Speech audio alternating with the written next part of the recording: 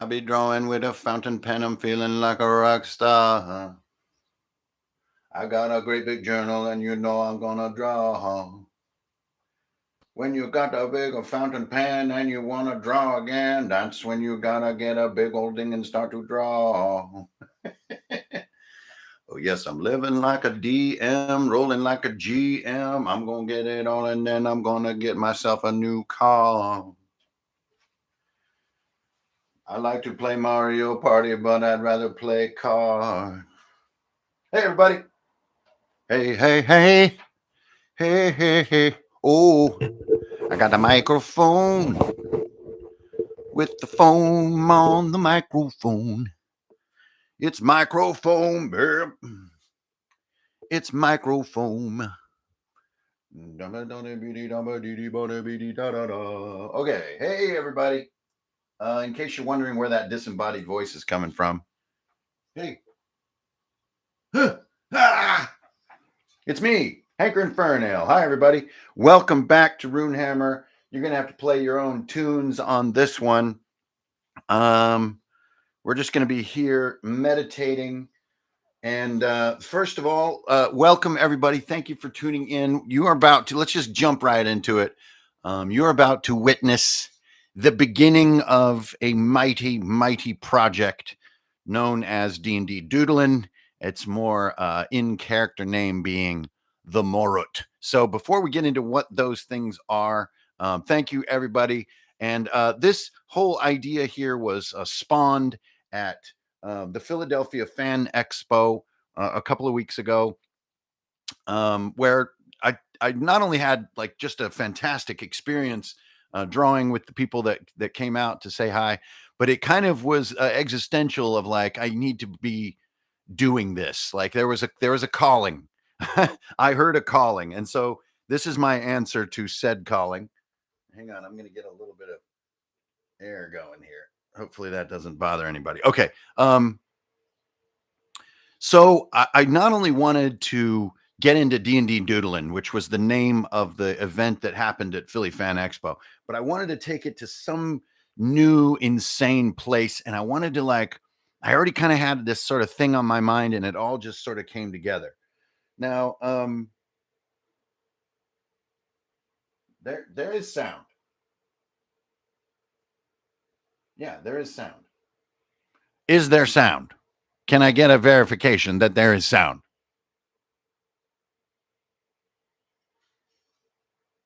Okay. Thanks, Keith. I thought I had everything set up correctly, so I would be very surprised if there was no sound. Okay, so anyway, where was I? All right, now the comments stream is kind of off to my left here, so if I don't notice your comments for a few moments, sorry about that. I'm kind of going to be focused on what I'm doing a little bit. So many of you remember this tome right here. This is one of the bigger ones that I previewed on YouTube a ways back. And let me just get where you can see it a little better here. There you go. There we are. So a lot of you probably remember this Dungeon Masters book that took me about 2 years to fill.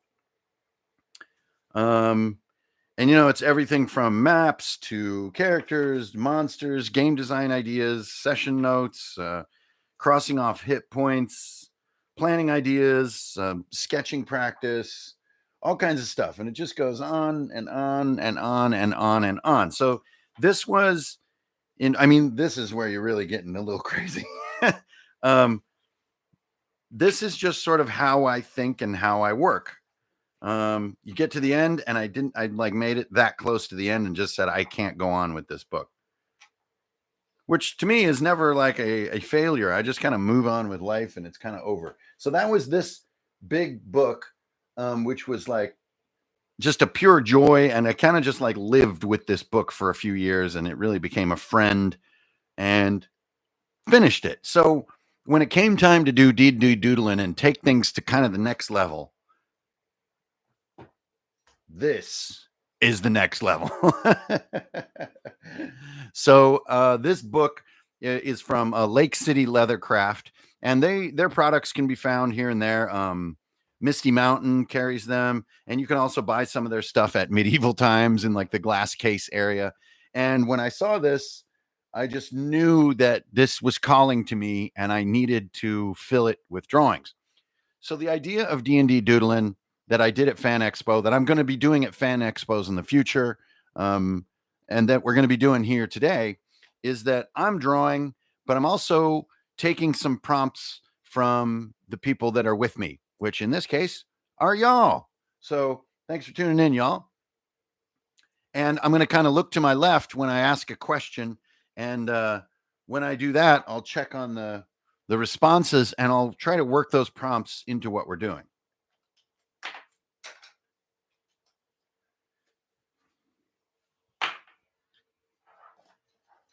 Now, as far as what I'm going to be using today for my stylus, you guys know me. I've been a huge fan of Uniball, Gel Elite, and Vision Bold pens for years now, years.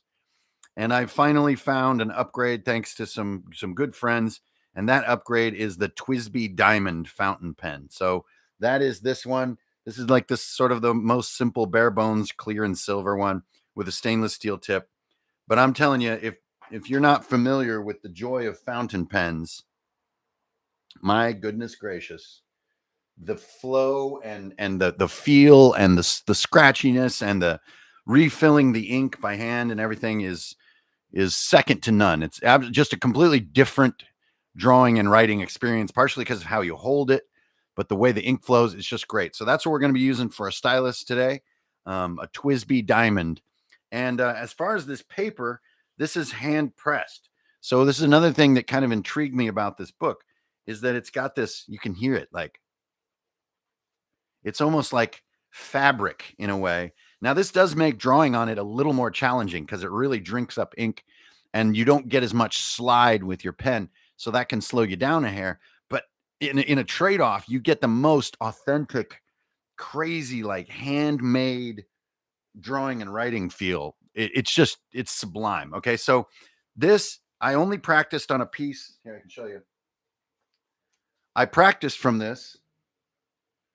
I practiced for this on this piece of hand pressed paper. So I got the same paper, and then basically just started learning how to get my feet into this. So that's my practice sheet.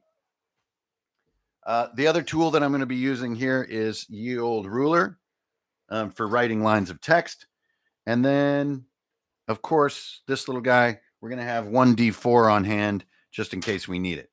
This is a Paladin D4, for those of you who are familiar with the Paladin sets. And we're going to kind of embrace whatever happens here. On the first page, I know this is always intimidating for everybody when they get a book.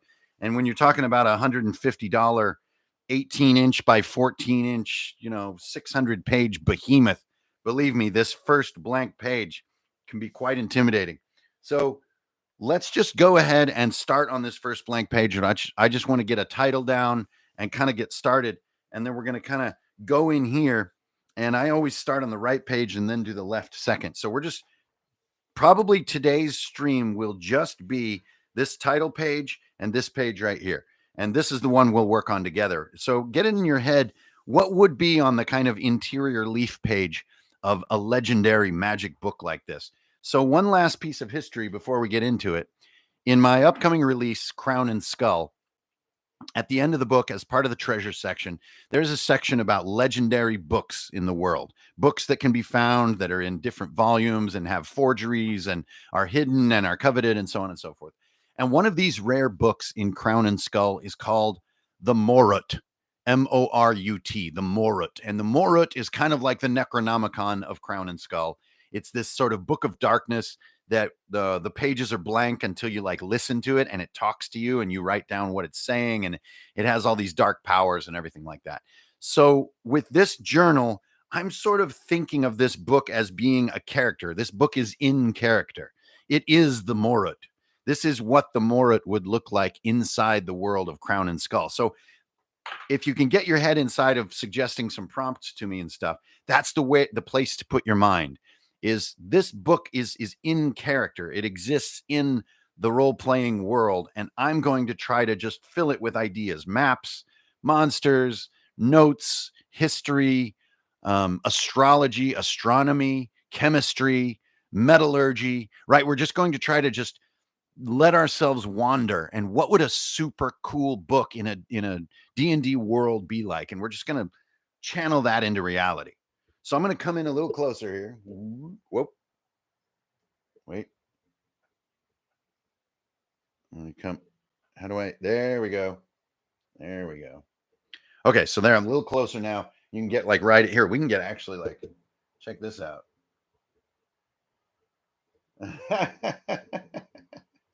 That's a little too close. I can't even tell what's going on. I think that my camera has so much preparation instantly blown on the first camera move. Okay, there we go. That's pretty good. All right, so this is kind of in my face. Here we go. Let us begin.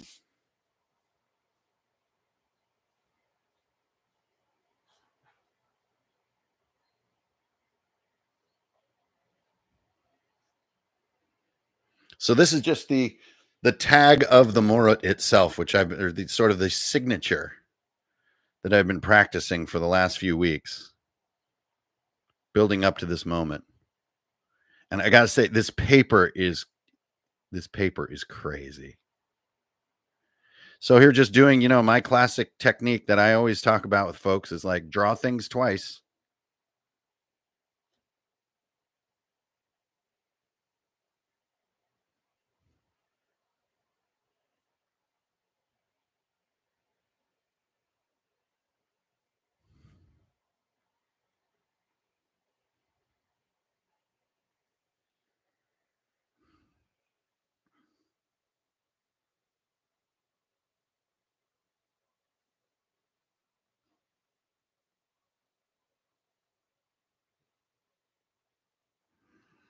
All right. So this is kind of the basic kind of title I wanted to do. Now, those are like freestyle lines. And then to kind of bring it home, so to speak, do ruler lines. And, I don't really know what I'm doing or why I'm doing it yet. I'm just embracing whatever happens. So you can see, like, this is sort of the beginning. This kind of feels like the beginning, right?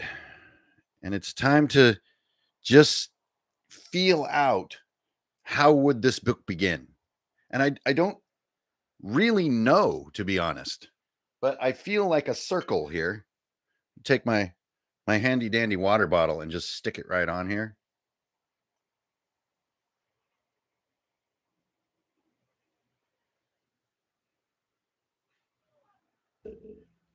And just embrace whatever happens, right? That is the Runehammer way. And I also might need a little piece of paper to make sure my flow is working out.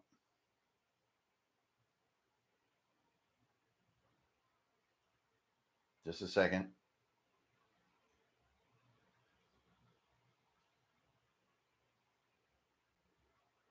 So there's like a sort of a twist plunger on the fountain pen.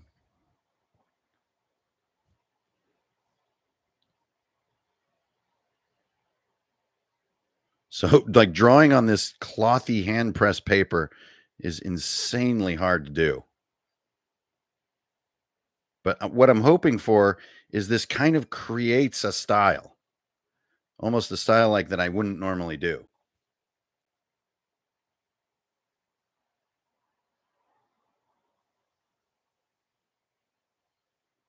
So I just wanted to welcome everybody. And this is going to be like a little bit of like an ASMR kind of experience here. And it is like after the rain, man, did it get humid in this joint? So what am I doing now? I'm not quite sure. I'm just sort of following instincts here.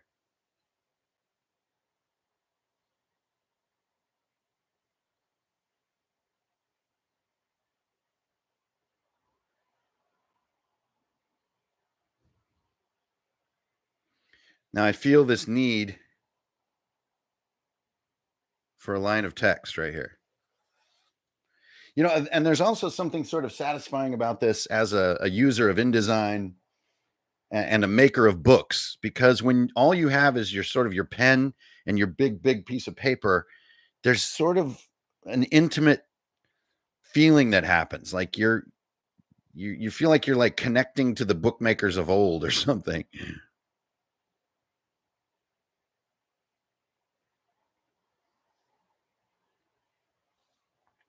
All right, so I've got this kind of like line here. For some reason, this needs to be double. I don't know why, but just with a light secondary one like that. There we go. And then there just needs to be like a flow of text here. And I think I have the phrase.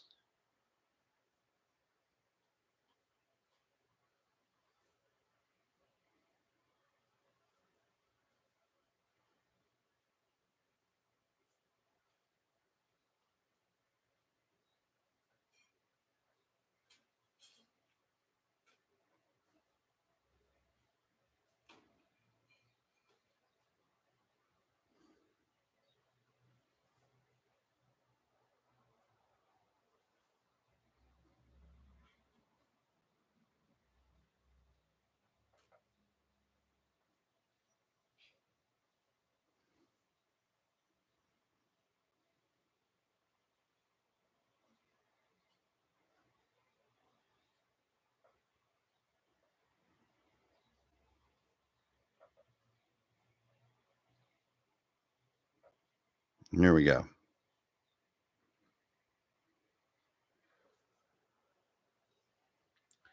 Sweet. So now I don't know if everyone can kind of feel what I can feel, but like at first you kind of get grumpy with this hand pressed paper. Like this isn't easy, like it doesn't take ink like with this perfect smooth flow like we're kind of used to in the modern world. But I think there's something, if you can feel and see it like I feel and see it, the more you just lean into it, it actually gets this feel to it that's just crazy. Like I don't know, it's just very weird and very like dungeony. I don't know, it's just very strange. So right away I can tell you, as the person drawing here, like my urge to get a lot of heavy darkness is really palpable. Like I can really feel it. So like right there's finally something that's sort of heavy. If you follow my meaning by heavy, like a visual weight. So just to match this, and this again, there's that kind of this book crafter in me.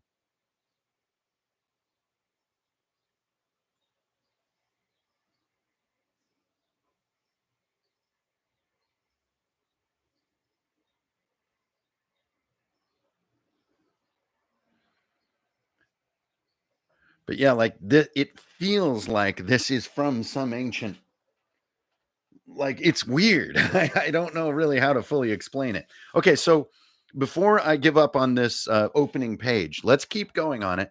And somebody throw up an idea. Somebody toss an idea in the comments about what would be found on the sort of interior leaf page of the title page of a book like the MORUT. What could be up here or down here? What should I do? A lot of writing? Should I do some diagrams? Should I do some kind of sort of pentagram stuff? Should I like protect the book with a magical seal?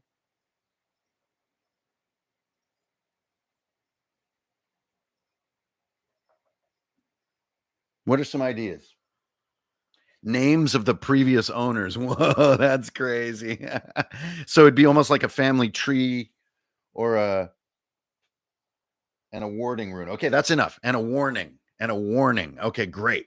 So let's do those three things. And the spoils go to just whoever can pop those comments up first. So thanks for throwing those up so quick. So let's do three things.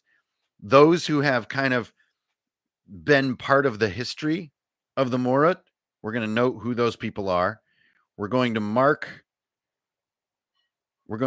the book with a warding rune. So basically to keep away a certain type of either a forger or someone of like, impugnable character or something like this.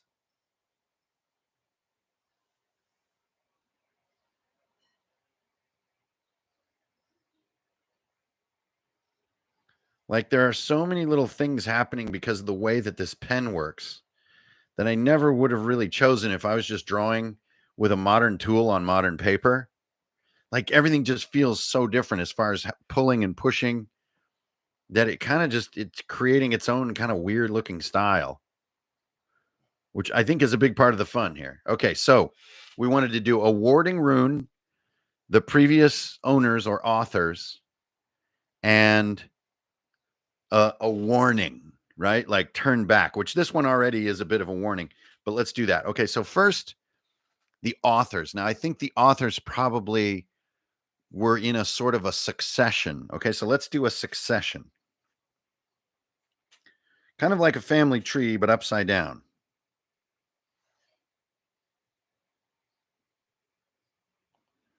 And maybe there are 4 authors. They're kind of like Aristotle, Plato, and Pythagoras, right?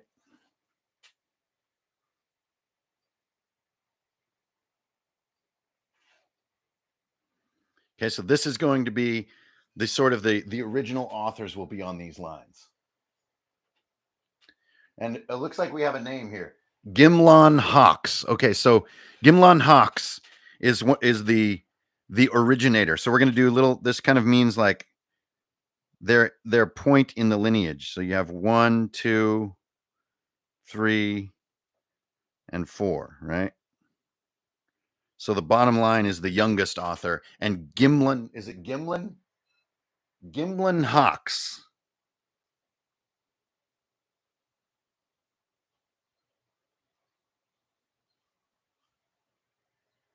HOKS, right? Yeah.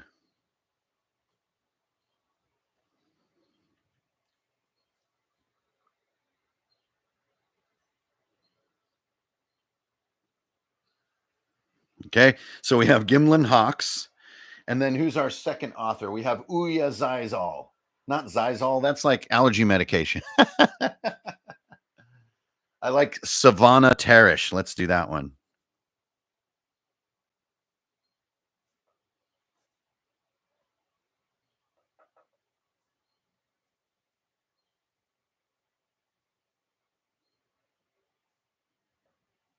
Okay. Then our third author. Who was our third author? Let's instead of Keir Sendar, let's just do Sindar.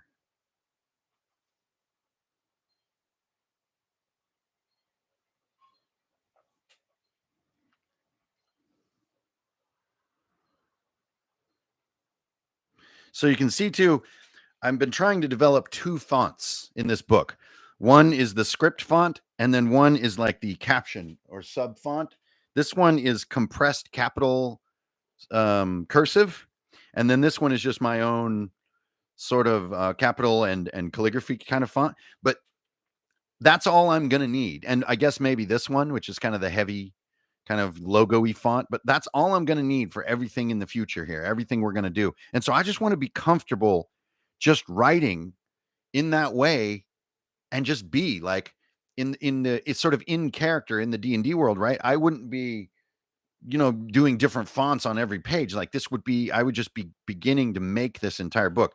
Okay, so our fourth author is indeterminate. I think that's maybe you, or it could be someone that's been crossed off. This ink is this is Noodlers.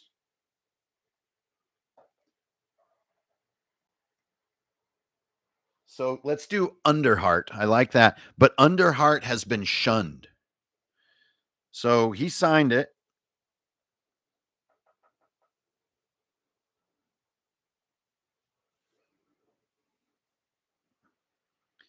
And then he's the shunned one.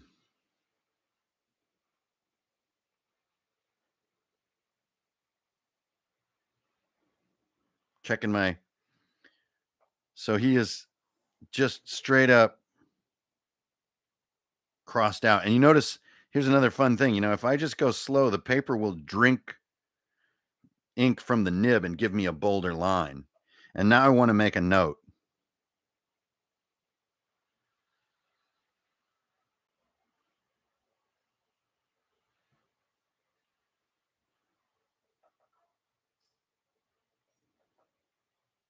Okay, so I know that you can't entirely read everything I'm doing, but that's shunned clerk of Bramford. So again, I'm living in the world. I'm in character here.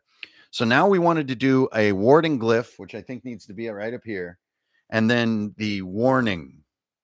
So let me just get where you can see the bottom of the page there. C minor, interesting. So this is the warning here. And here's where I'm just going to do some more writing.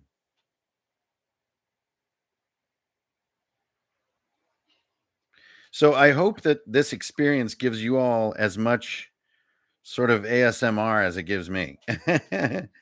This, this is crazy if you think about it.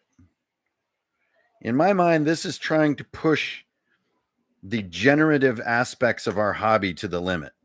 And by generative, what I mean is like making, like truly making things, not talking about freaking, Wizards of the Coast or what's on YouTube now or who's got the latest scandal or whatever. Not discussing the thing, but doing the thing. And like, I'm feeling it. I'm feeling it big time here. I'm kind of digressing. I just see things that need to be filled with ink. So I'm doing that.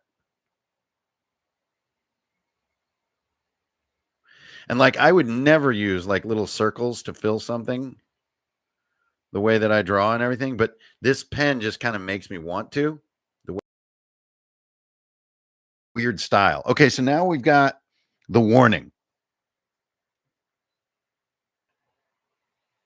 To drink these words is to lose thyself. I really like it.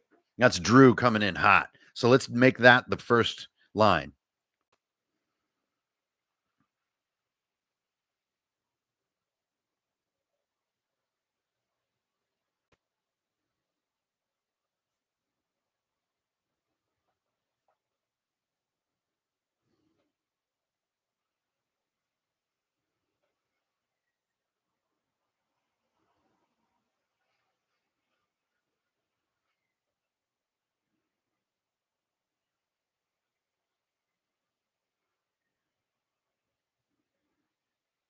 Okay.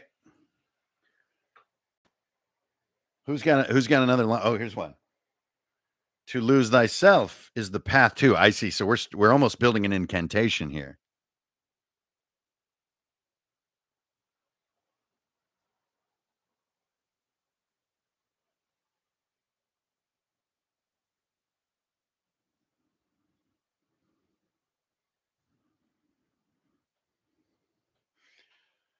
So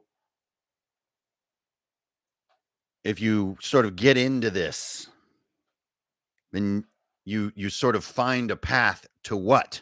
Like, where is this all taking us? Oneness with others lost. So sort of people, hey Ben, what's up? So people who have already been lost in these pages, who have succumbed to the dark magic that's going to be in here, you'll join them.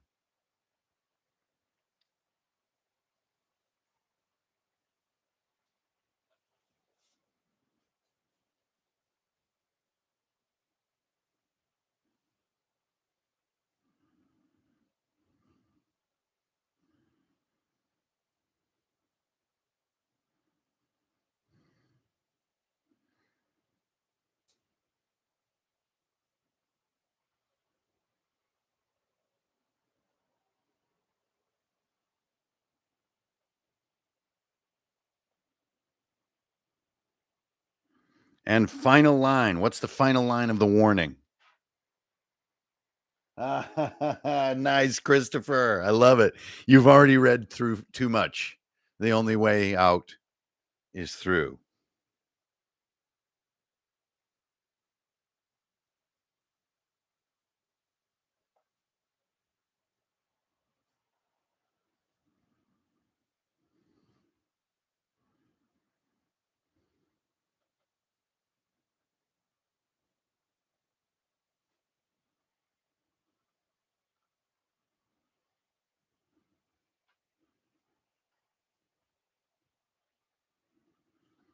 There we go.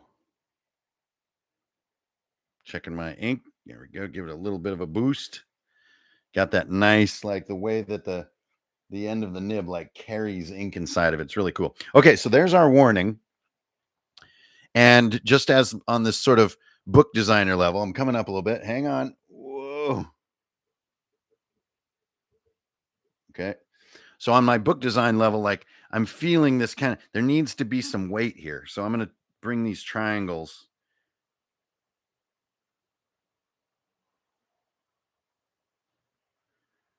You feel that? Like how that's a sort of a paperweight?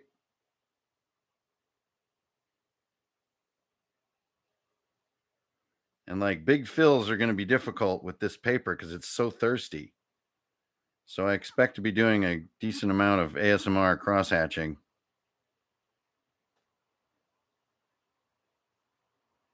But I don't know. I don't know. I don't know what we might even get into some quills. We might even try some brushes. There's just no telling where this is all going to go.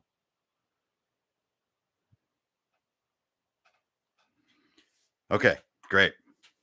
And I already love how like my hands and my fingers are kind of creating data on this.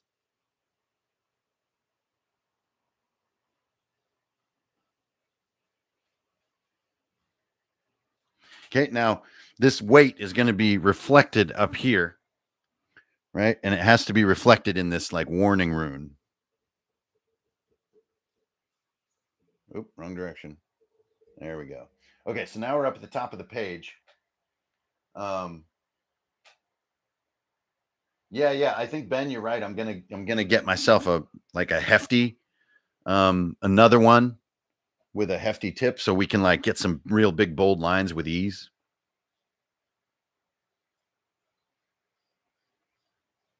Oh, that's so meditative. That is so crazy. There's like a groove in the paper. And with care, you can just surf through the groove.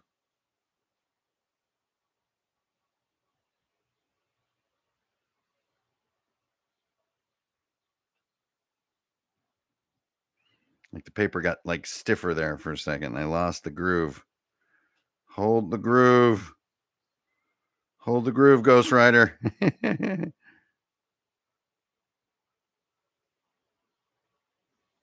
There we go. Again, like weight is just a constant concern for me. I know you guys know this because you've watched me draw over the years, but like, being able to steer the eye of the viewer with weight is really important to me.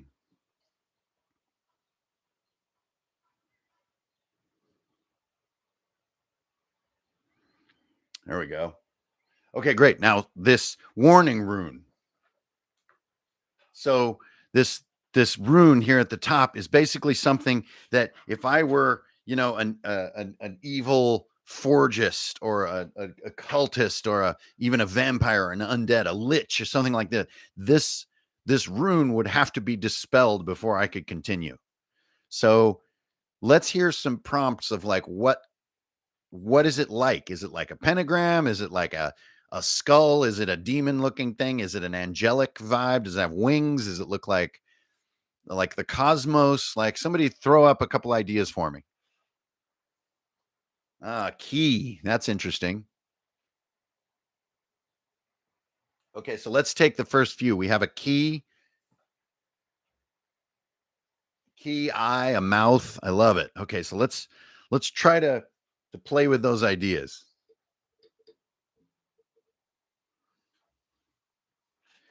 And somebody also said a circle. So let's get our circle tool here.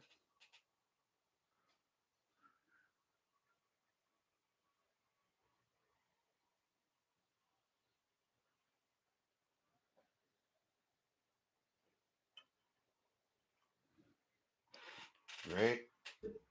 Love it. So first the key.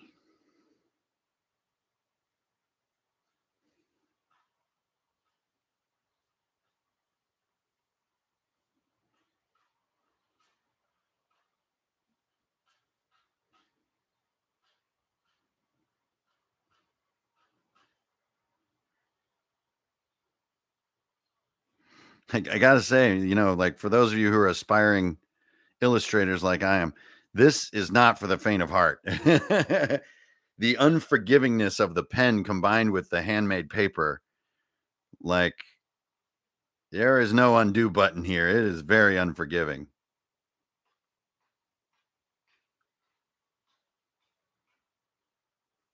Like it's sort of, there are also like, irregularities kind of like guiding your pen, like as it kind of goes over these lumps and things, and you just really have to embrace it. There's really no way to fully control it like you can on smooth paper. But again, I'm hoping that adds up to kind of a different style, a different feel than I would normally do. So first thing we're doing here is the key. I don't know anything about Solomon per se, but the idea of a key is really cool. And again, I like that you guys are tossing up these prompts and ideas, because it kind of is a cool reminder of what it is like to GM, right?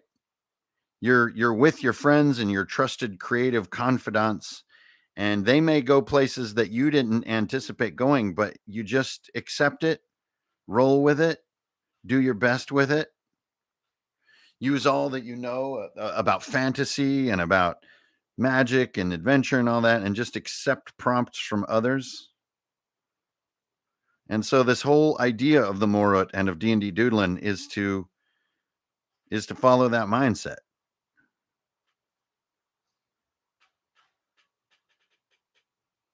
Just to accept what happens in the moment,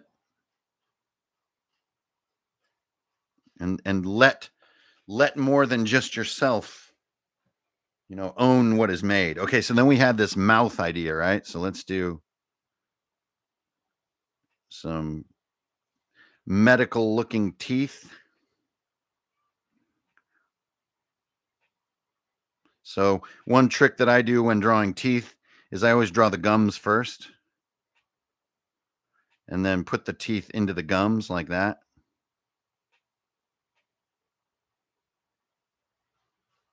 A little trick that might help you get some scarier looking teeth and mouths in the future, I hope. And then here's like sort of tendons or something.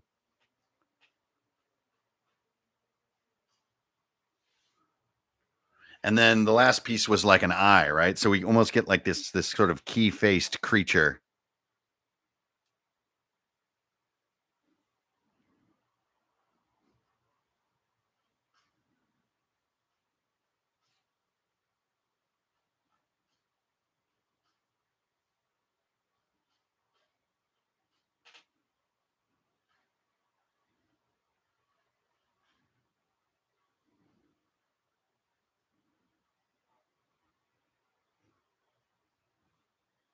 Okay, so there are my basic lines. It's almost like a mad ball. I don't know if any of you guys were around back in the mad ball days.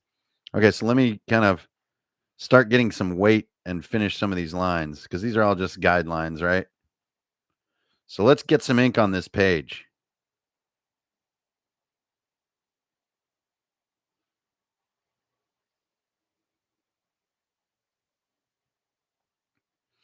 And it really is. It's kind of crazy how I can't emphasize enough how this is not sort of for the faint of heart. Like if you want your each stroke to be very particular, and you're kind of very particular about your drawing, this is not for you. The paper, the pen, the way the ink works, it's all creating unexpected textures and wobbles and errors.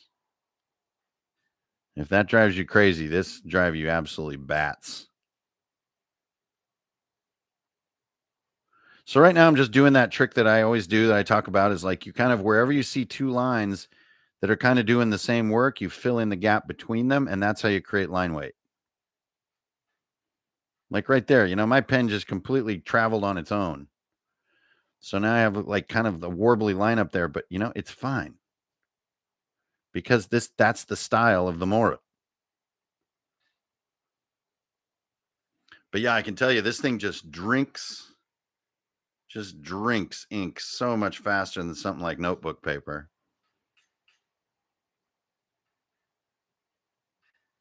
Just sponges it up. So see, just kind of going over each line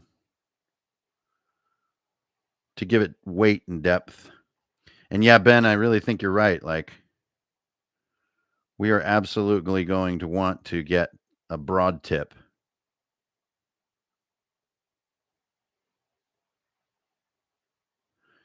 Just to save time on doing big, heavy lines. Like, there's a hard lump in the paper right there. Like, why is that there? I don't know. Some corn fell in the paper machine. I don't know what happened. Okay, so now that I have some good weight, I'm feeling good about the piece. Right, we have this mad ball glyph at the top. Oh yeah, and pen brush. Well, I also want everything to be this color. So I might use some dippable brushes. Who knows? You know, we got a long journey ahead with this whole thing. So there's a lot to discover here. Now I'm just going to start creating lines that connect things in strange and arcane fashions.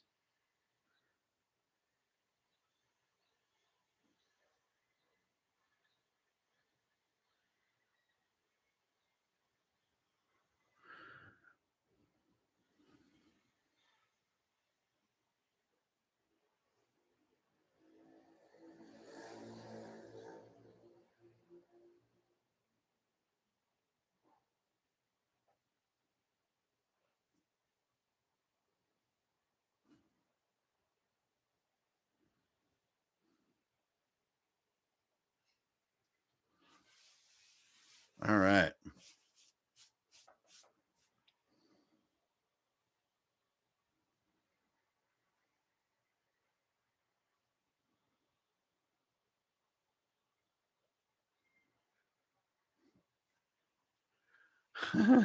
It's just madness. I kind of just want to break these forms up a little bit. And by break them up, I mean like kind of break where it looks too much like a solid object. It needs to look more like a design. So you just kind of break what's making things look solid. There we go.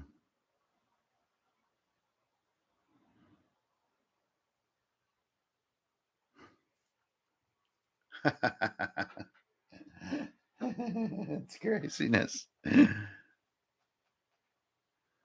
absolute craziness. So actually let's try it. Like, we're here, right? So let's try it. I'm gonna get all the way up to my craft box here. Okay, hang in there. All right. So let's see.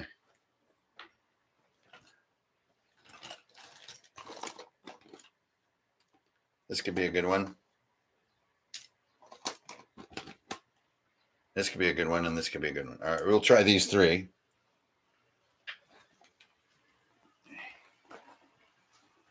Okay, there we are. So now I'm gonna get my mad organizational skills. Yeah, thank you. So now I've got my here, let's get back up.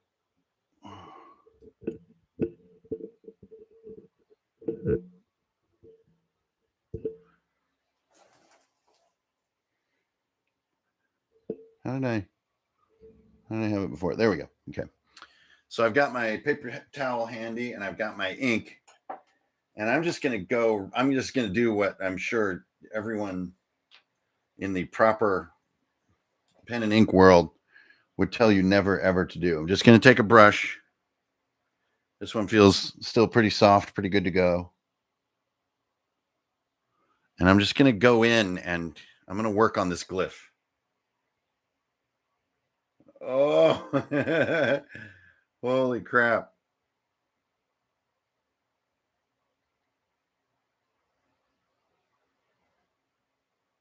Well, it definitely makes a bold line, but it is near impossible to control.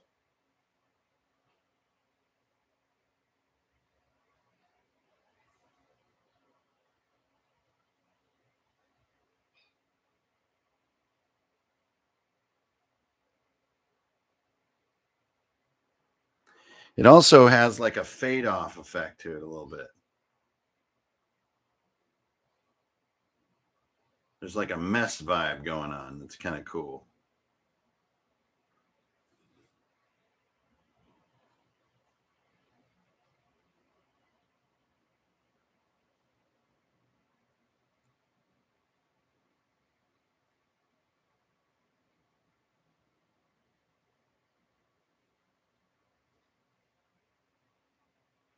Now, that definitely makes a nice big bold line there. So I'm going to try to capture that on the central design a little bit. So stick with me. Crazy. Really nice. No bleed through there. So that's a great sign. Here we go again. These are kind of nerve-wracking, but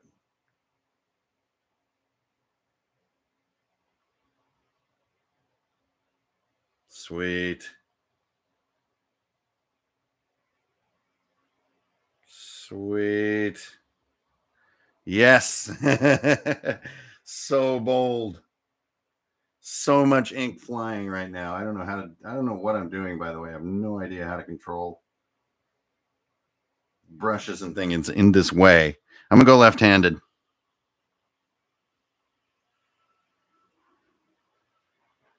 Oh, that's one technique, is to lay it on the paper like a pinstriper.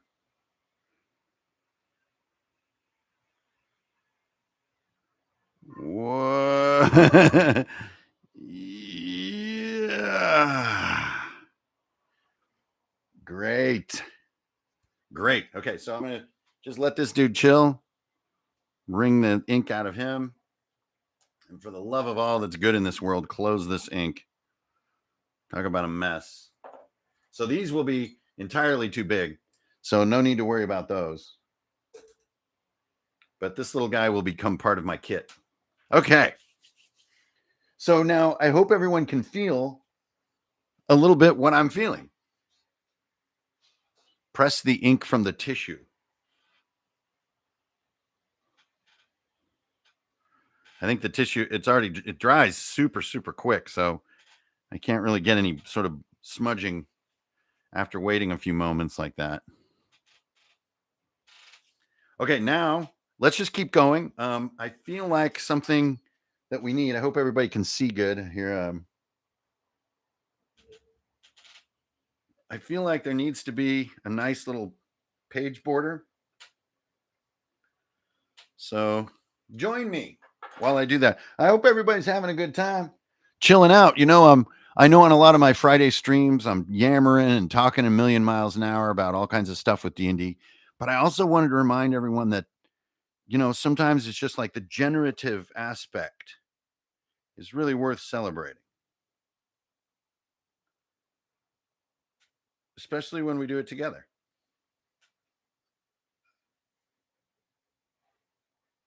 So how am I doing anything? How am I lining any of this up? How am I don't know. I'm completely just embracing the moment. Just sort of letting it be.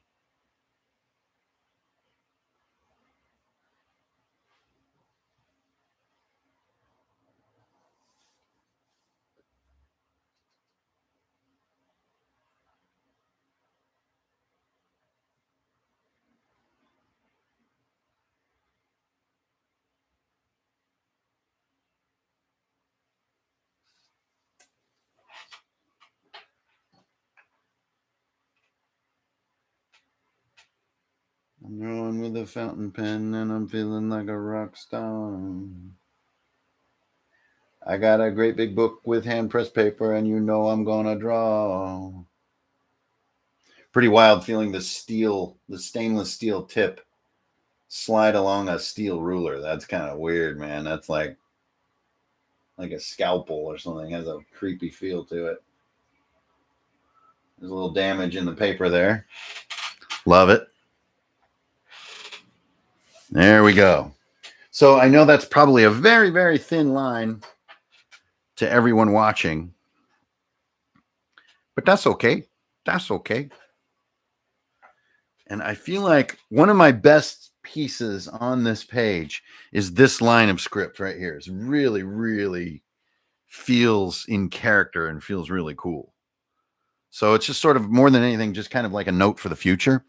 And now I want to just go to town for a while. If I can just go to town, if you guys would allow me to just go to town. What does that line say? Gernot asks. Never shall all pages of this book be assembled, lest doom be they temptation. So whoever wrote this first intended the pages to be scattered across the earth so that the dark magic inside wouldn't be unleashed.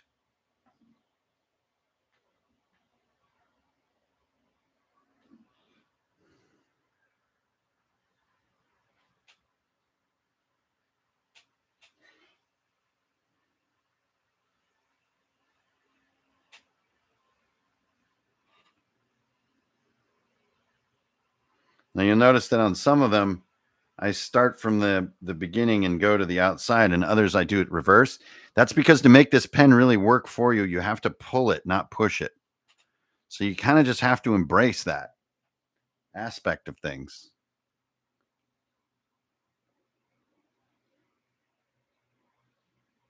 So it kind of calls upon you to do the sort of different sides of the page with different stroke direction.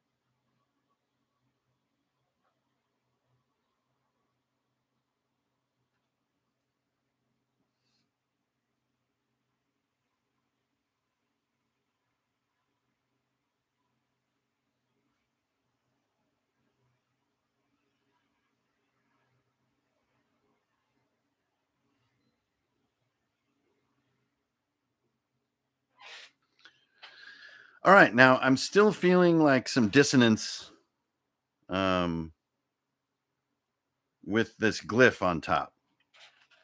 I don't know what it is fully, but I just need to be up here for a while. So I'm gonna come on in like so.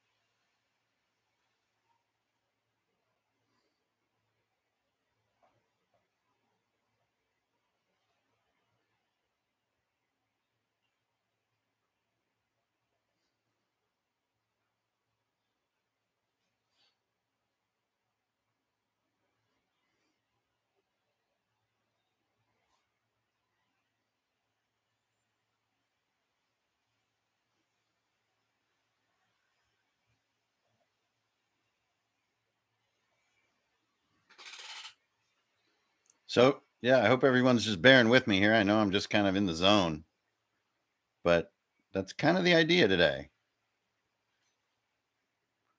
Not necessarily talking through every decision I'm making, kind of just doodling.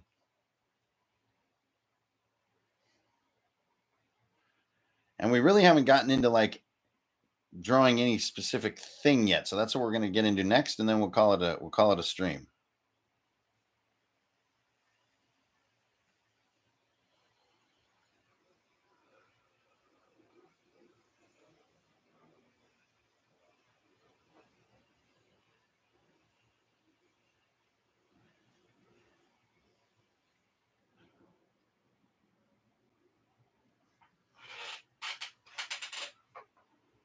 In the zone with some motion graph. Oh.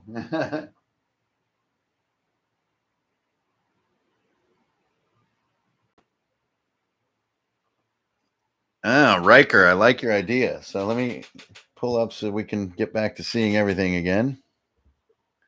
There we go.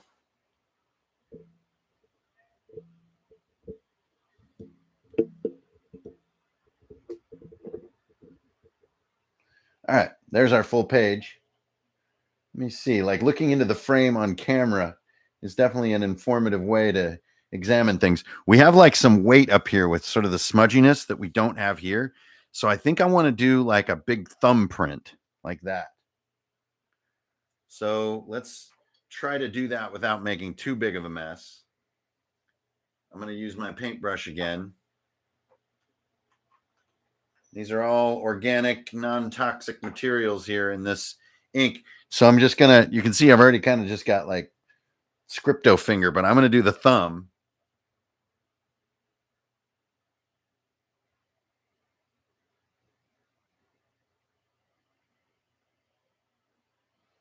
And before it dries,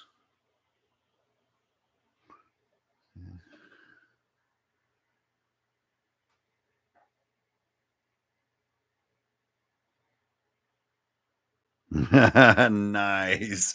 You know, and there's no replacement for a finger or thumbprint. It's such a unique thing. It just reminds you, you know, like a person was here in a really cool way. An owl, Frank. Were you at Fan Expo? Because that's what I drew at Fan Expo. That's too funny. And yeah, maybe that's how we'll start the main page is with something like an owl. But yeah, so like right away, you see why I wanted the thumbprint was not just because thumbprints are cool, which they are, but to pull that weight. So like right now, these two things are some of the strongest weights that are pulling down. I don't necessarily want that to be the case. I really want the strongest weight to be right here. So I'm going to try to go ahead and get some ink on the page right there. Okay, so just bear with me a moment. Let's kind of come on up. The camera setup is working out pretty good. Okay, so I'm just going to fill this whole tendril here.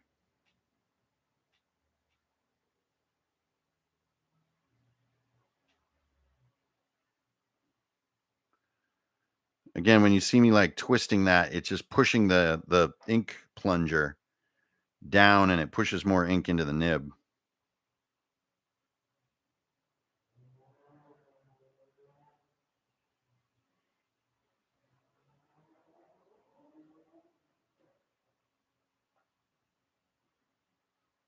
So you see what I mean? There's like that is now grabbing more and more of your eye.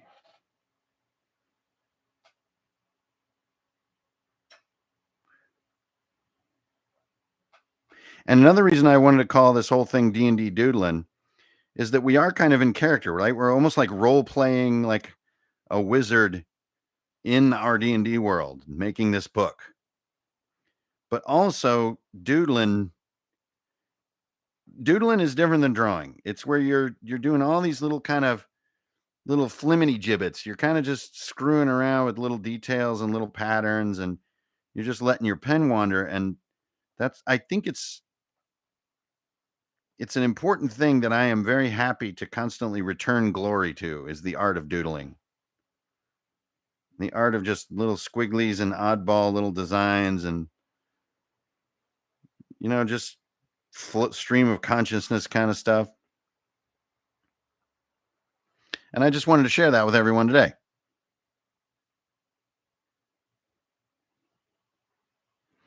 But yeah, I definitely think Ben is right. Like, for this to go on at a manageable speed, I'm going to need like something nice and big and hefty, but a little more controllable than a paintbrush.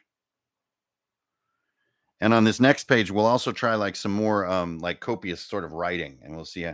So now I'm going to do the same thing over here.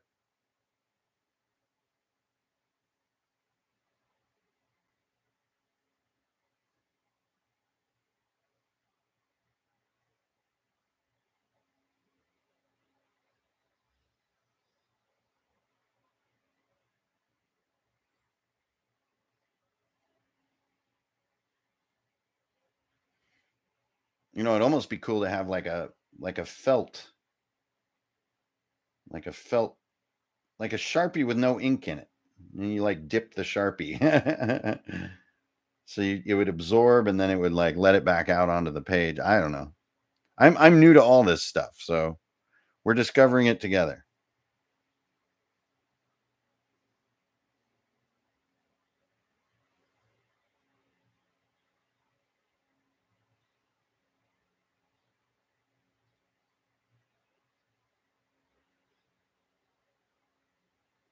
So you see why I'm kind of spending all this time is to get weight. And I think weight is something that really can give your drawings like a done look. They look kind of massaged or, worked over in a way.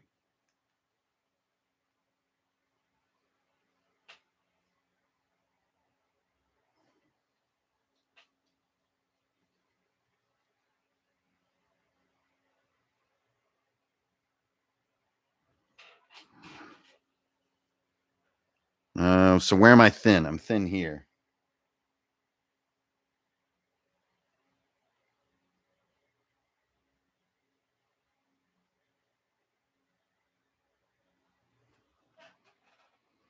Great. Okay, so let's get a look back at the full page again for y'all. And there we go. See how now that's starting to compete with this sort of smudgy, blurry guy up here. And almost, I think that thanks, David. I think that blur then needs to be mirrored down here below this triangle. So I'm going to get my brush. And I don't know what its status is. Okay, so it can still do a little bit of blurring. See that?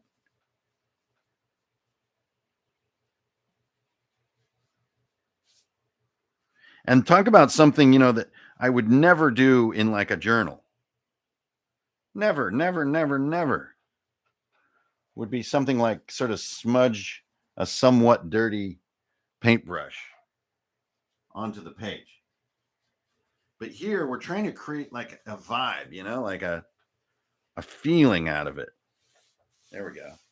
And like it is insane just how this is like feels like a country quilt or something. I don't know how to put it into words. It's really, really weird. Okay, so I think the last piece before we can move on might be this border. I think it needs a secondary line on it. So I'm going to do that. And I think it's is it just outside of it? I think it's only on the sides and it's like right here. I don't know why it's here, just instinct.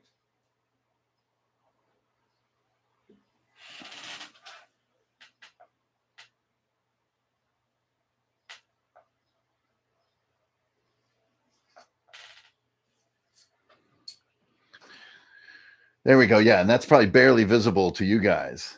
Yeah, RIP brush. This brush is fine. As soon as we get some more paint on it, a little spit, it'll be right back. RIP brush. I love it. Dude, I am so brutal on my brushes. Oh my God. Okay.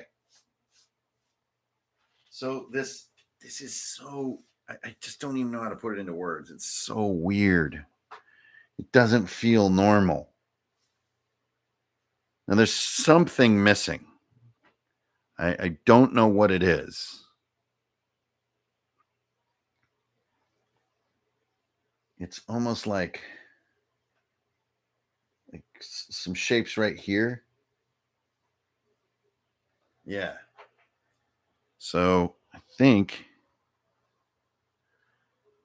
we need some vertical rules, as they say.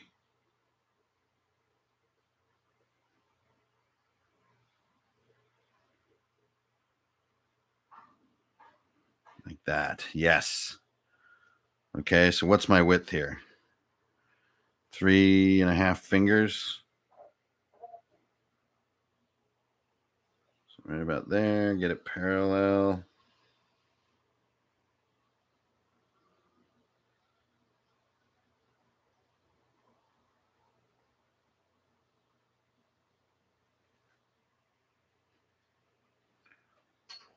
Sweet. So you see how like it's like I'm, really I'm trying to make it a book. It isn't just drawings on a page. It's like something you would do if you're using InDesign.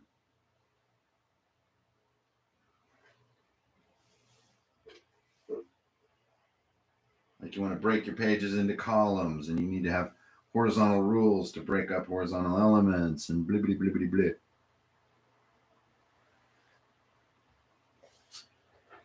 Sweet. that's a fun touch. Actually, that's almost a cool mental note for the book in general. Art growing out of the thumbprint. Like the thumbprint went. Okay, cool. Love the prompts. So let's bring it in. Right there. Okay, here's our thumbprint.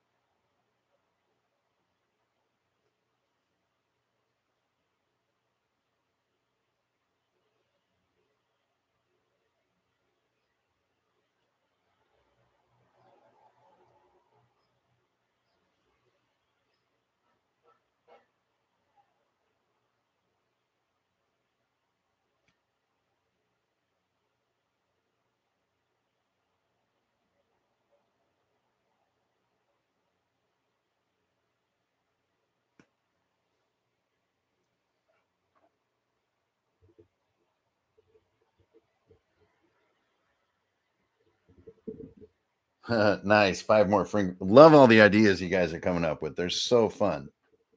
Okay, so whoa, we're twisting. We're seeing off the table. There we go. I don't know how. I have a piece of tape that's supposed to be doing a better job here. There we go.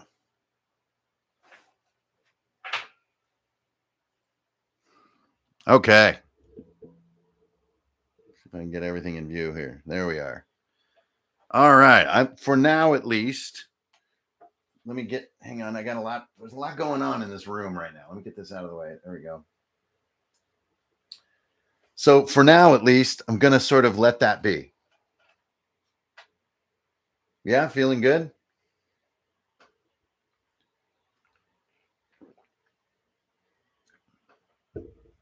I think something in the key needs to be seen better. So, boy, it almost needs to be. I'm gonna get a little bit bold to finish this page up. Going back to the ink pot. I'm going straight in with ye old brush, R.I.P. brush. You know, Warhammer fans, look away because I am, you know, maybe you were right about the brush getting smashed up too quickly.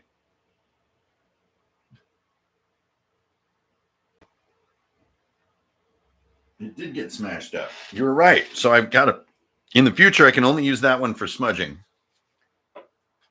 And I got to keep one of these real sharp.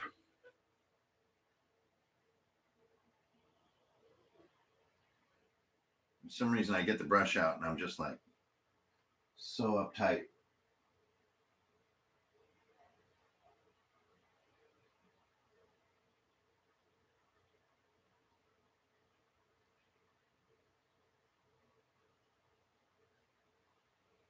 Okay, that's just too hard to control. Jeez. I want to get a crispy filled in shape up here and I'm going to do it. Damn it.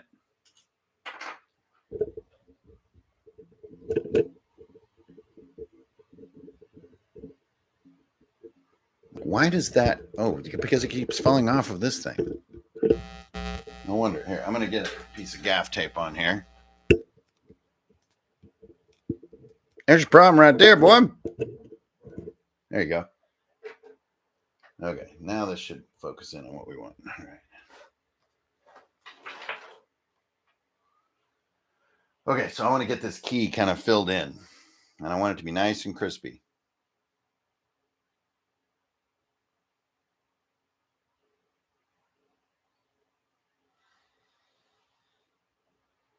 There we go.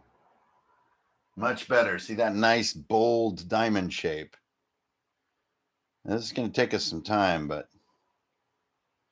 the brush just is good maybe for like a pinstripe type line, but anything you want like crunchy clarity on, that's not with this paper anyway. This paper is just merciless.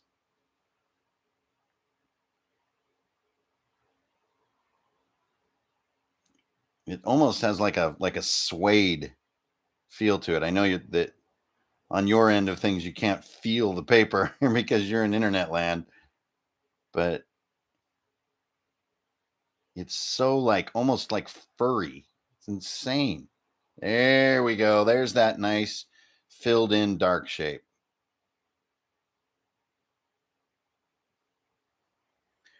That's what I was looking for. Great.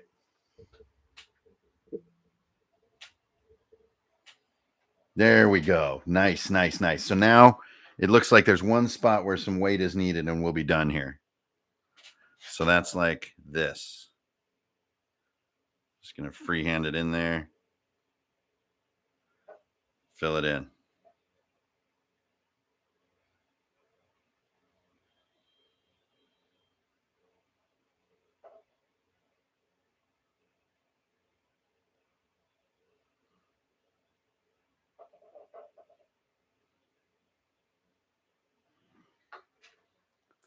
Okay, so it begins. I'm going to stop right there. And there is the interior leaf title of the MORUT. Now I can tell you this: the paper for this type of illustration is going to drive me a little bit crazy. So how long have we been working? We've been working an hour to get this much, and a lot of the slowness is because of the paper. So, and it never changes. It's like this through this whole thing. So I might just, a lot of it might be solved by using a heavier calligraphy, but it might also be used solved a little bit by using not fountain, but using a traditional like a quill. And we're going to discover that together. Whether I do this work on YouTube or work on it at conventions. Okay, so let's thank you everyone for all your input. This is amazing already. I don't know if you can feel what I feel. It's crazy. Well, brushes, I just can't control them. They just sort of frustrate me too much. So it's going to have to be a pen-like piece. Okay, so I really liked the effect of the border on that last page. So let's just do that first, since we know that it is beloved.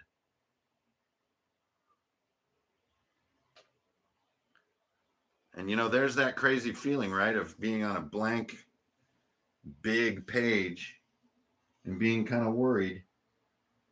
I know everyone feels that. It's a very normal thing to feel. But you know, why else? Why did you come here? You know, why did you start? Just embrace it. Revel in your time.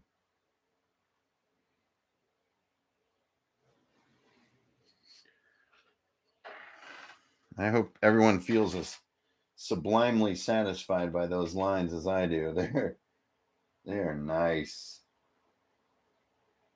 Again, because I'm not trying to like make a bunch of heavyweight imagery. That's where the fountain pen and the hand press paper are friends. Just one precise lightweight line, it kills that. It's when you're trying to do fill-ins, things get a little crabby.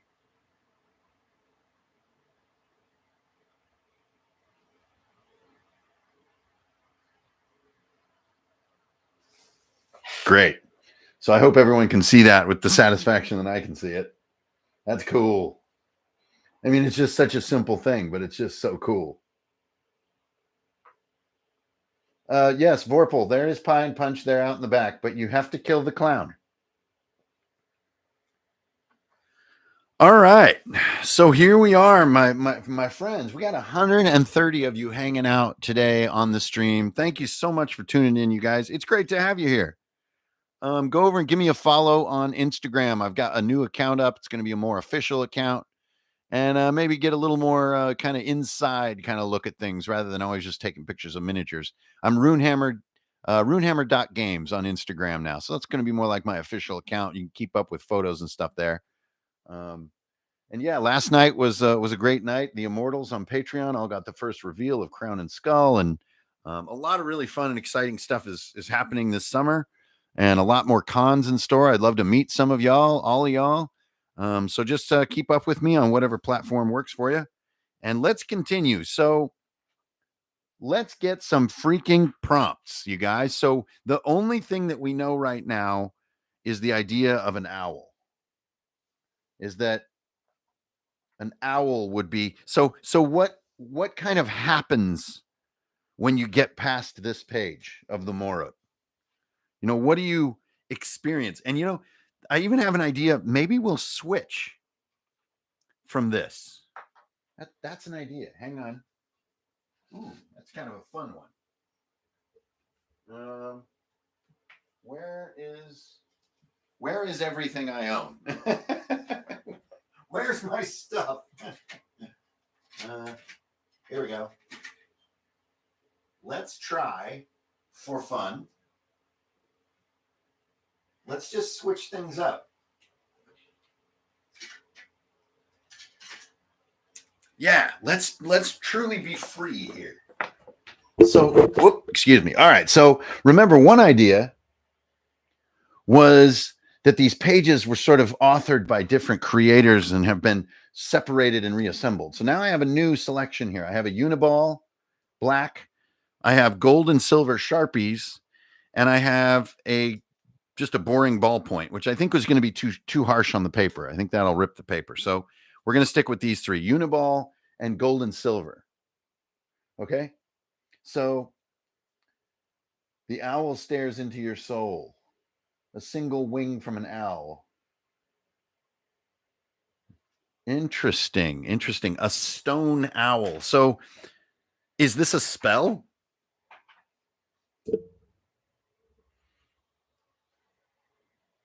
An owl perched on a castle tower. Interesting. What is all this? What are we even describing here? So to warm up, let's just see how the Uniball does. Okay. So let's think caption first. And let's just see what happens.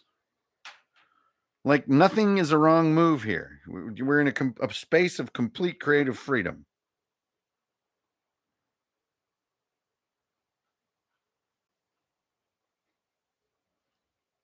So far feels really good.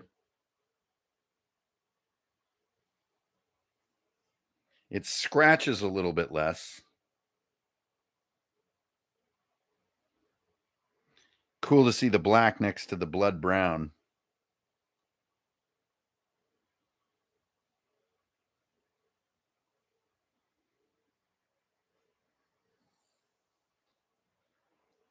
Okay. So, oops, I've got my camera's a little off. Here you go. Is that better? All right. So, just did some straight lines with the uniball here at the bottom of the page. And now Flight of the Owl will guide you through this tomb. Awesome. So I think we are working on a spell here. We're working on this stone owl spell. It's a navigational sort of manifestation or materialization of this little totem, right? And this totem can be used as a navigational tool. But it's not like animated or anything. The owl is the seer, but it takes the form of this stone. Okay, so we're gonna embrace all that cool stuff. But first, I'm gonna try to write like sort of the incantation of those ideas right down here. Okay, so just kind of hang out with me while I do sort of my script. Okay, so let's just get into it.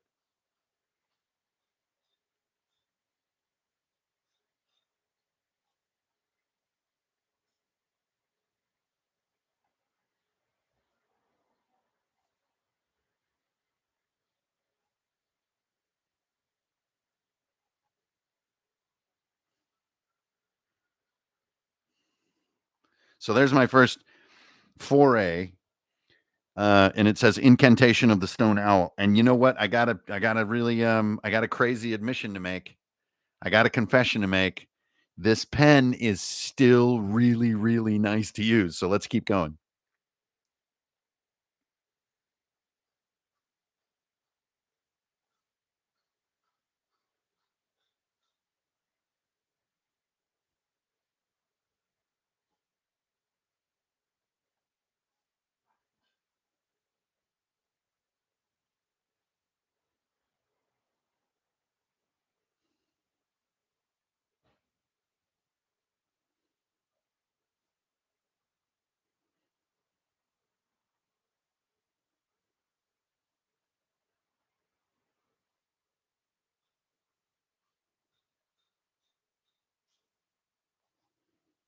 Yeah. Now I don't know about y'all, but this is sublime stuff. I know I said sublime earlier, but like what really is D&D all about? You know, as a creator, as a player, as a game master, as an enthusiast, as a researcher, as a YouTube watcher. To me, this is a big part of what it's about. Is like being in this kind of dusty basement of Minas Tirith and, you know, copying over these incantations from old books and searching for hidden pages and something really magic about old books. And I can feel it like writing in this script right now. I'm going to keep going here.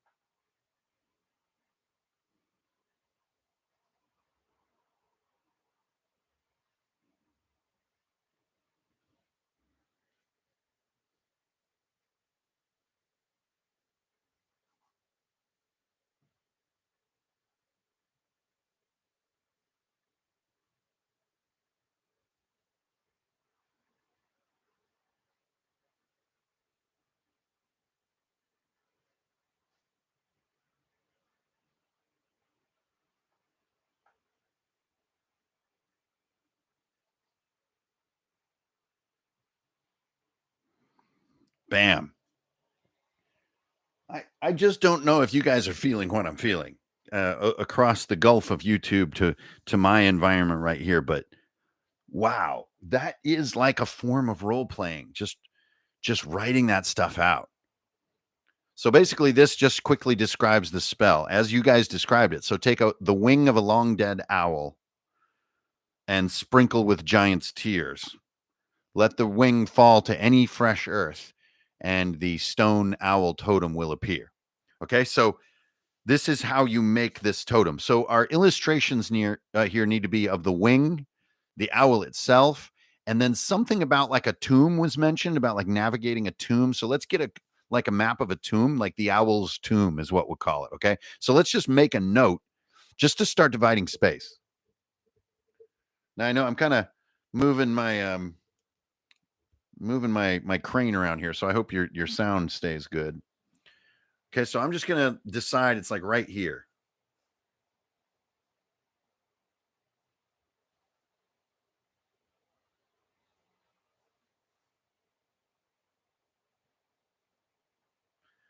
Right? The owl's tomb. And each thing that I'm writing using this sort of script that I kind of made up, I'm getting more and more into the flow of how it works and how it looks. So it's like becoming more and more like I'm role playing it. Okay. So rodent bane. Okay, so the first part is the wing, right? That is the reagent that is needed to cast this spell. And it's kind of part of the design of this concept, right? Now, here's where things, frankly, as an illustrator, get quite scary. Okay, so hope everyone has a good view there. Okay, so what I mean by scary is like I'm about to just do a drawing straight up, like a design, a drawing with no pencil, with no preparation, with no any of that. And eventually, I think we should experiment with pencil as well. But for right now, this is a nerve wracking moment, right? And one of the reasons I want to do this in front of witnesses rather than with no one looking and then show you the book is to practice what I preach, right? To embrace mistakes, to do things right in front of people that feel a little risky and scary, and then reap the rewards. And that to me is what D&D is all about. So we're going to just do this right now, okay? I'm just going to kind of start thinking out a design, and I think it's kind of like here there's something in here. So there's like some kind of line here.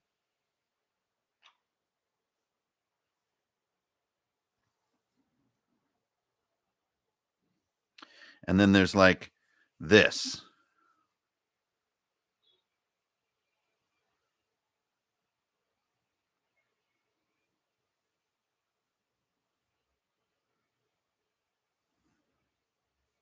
And got to be honest, I really don't know what I'm drawing. I'm just sort of feeling what needs to be in these sort of spaces. I really don't know how to describe what's going on.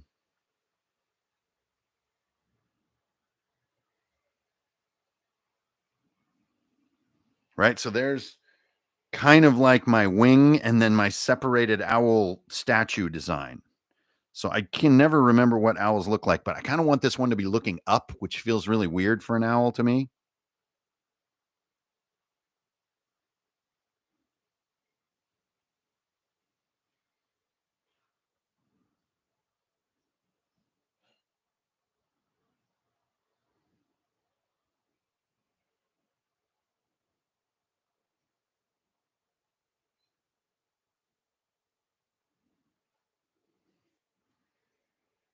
Yeah. So see, it's kind of like it's like an owl, like that's its actual size. It's actually that big. You would hold it in your hand like that. Oh yeah, and tearing a page and putting it later in the book is a really fun, crazy idea.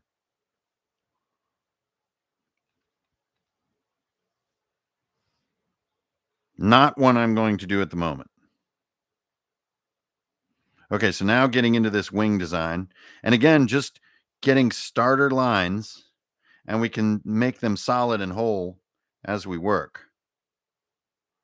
But right now, just trying to catch, I guess, what you could call motion or flow.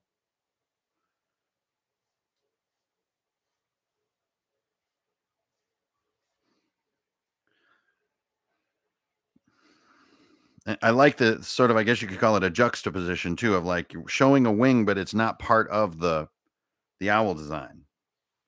It's a separate motif. It's kind of unusual in a way. It's not expected.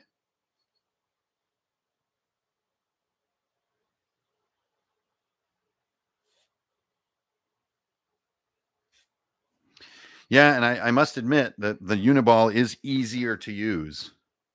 And we might even mix in the fountain pen. But yeah, like you can get a fill pretty quick. But you get a little bit different style too. It's a little more controlled. It looks a little more modern. So I'm going to let my hand relax and try to journey a little bit here. And what I mean by relax is you generally lean the pen a little more because you have less specific control and more surprises and errors happen. And that gives you a certain look, gives you a look of energy or movement. You just have to be ready to accept whatever happens. That can be very scary. Okay, what are the eyes here? Oh, this is a danger zone.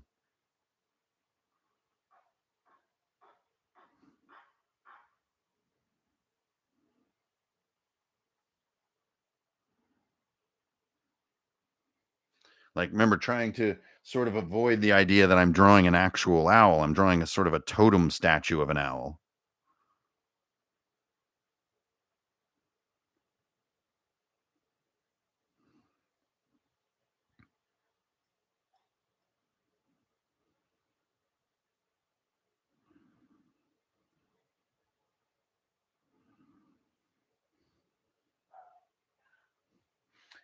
And we've been going an hour and a half now. So my estimate was to go till about 6 for a 3-hour drawing stream. And so I do like the capability of the Uniball right now, but the black ink doesn't have the arcane vibe that the blood ink has. You see that? You can kind of feel it. So I think I'm going to start mixing the two. And we've also got our gold and silver to think about. So let's go back to the Twisby Diamond.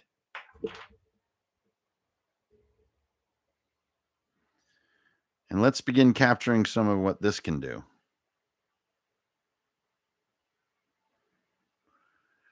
You know, it brings the color, it brings the scrapiness.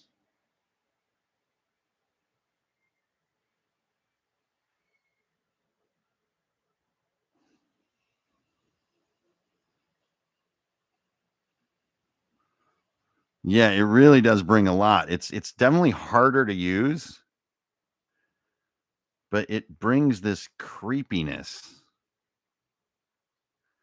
The way that the lines, you know, what I would normally call like failing, where the lines kind of come in and out of their strength instead of being perfect, it creates magic. So the Uniball makes frankly a better quality line, at least on this paper. But the line quality gets almost too good to where you get like a modern feel. Whereas the fountain pen can actually fade off, which the Uniball cannot do. The Uniball's line consistency is so consistent, it doesn't ever fade. And yeah, this is drinking a ton of ink compared to working on notebook paper.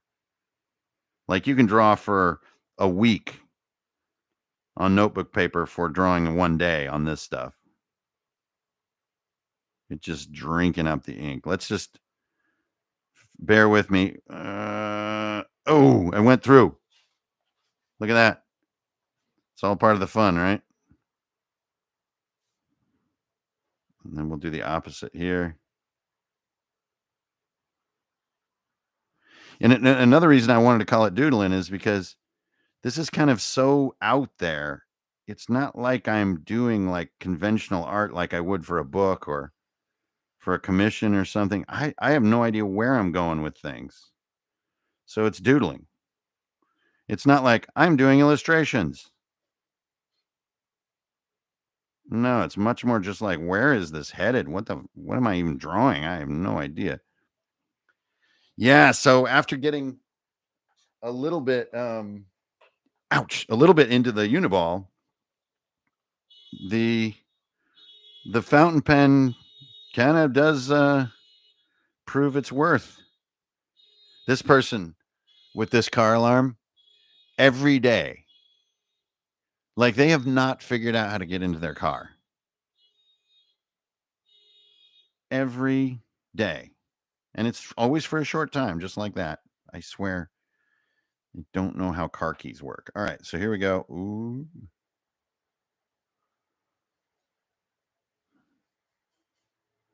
How am I supposed to be in character as a dark book creating wizard when I'm hearing like a Prius horn going off? All right, there we go. Yeah, wow. Kind of a triumphant return to the fountain pen. It really does have an appeal to it that it's really neat. Like the problems and the limitations are almost exactly what's cool about it.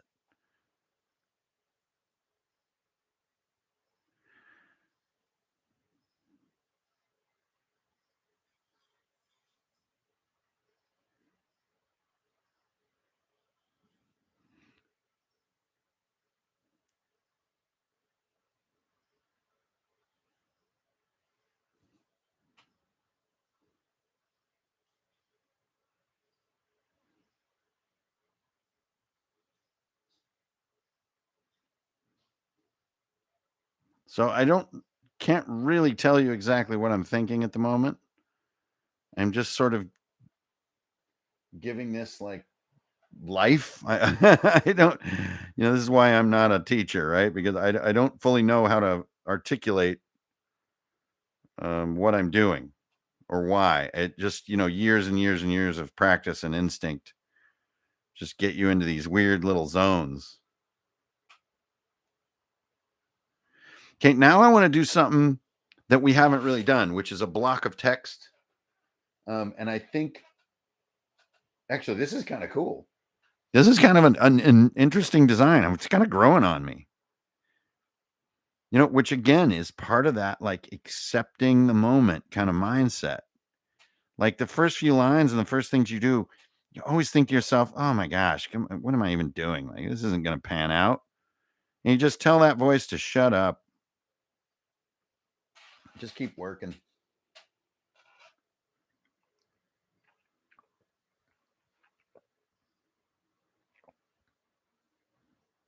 So the block of text, I think, is something about the owl's tomb. I just am really tempted to just do a nice block of text here. You say, why, Hanker and Fernail? Why do you want to do a block? I don't know. Because the MORUT speaks. It tells you what to write into the book. And if you're not of a high enough power level, it is ill-advised to toy with such forces.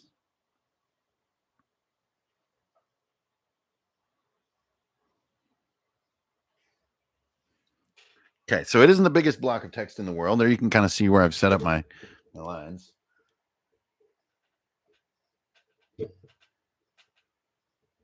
Did this thing just shift again? How much tape do I need? I'll tell you how much. More. Just a sec. Hold on to that. I hope everybody's still hanging out.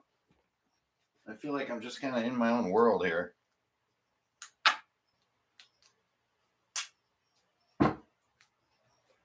And this format will be entirely too slow to do at a con. Like I'll only have like probably 45 minutes at a con, so I might have to figure something out there. Okay, there, my tape issue is fixed. Let's do this block of text. What is the owl's tomb all about? Anybody want to help me with that?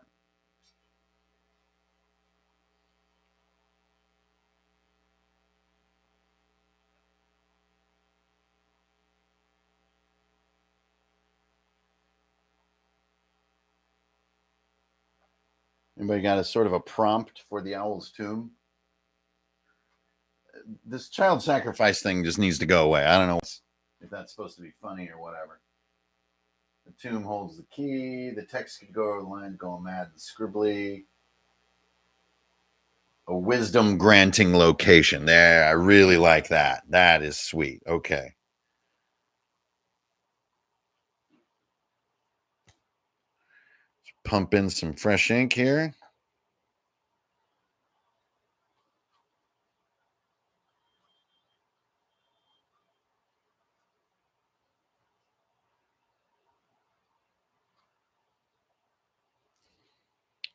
Yeah, it really just drank up all the ink I put in there.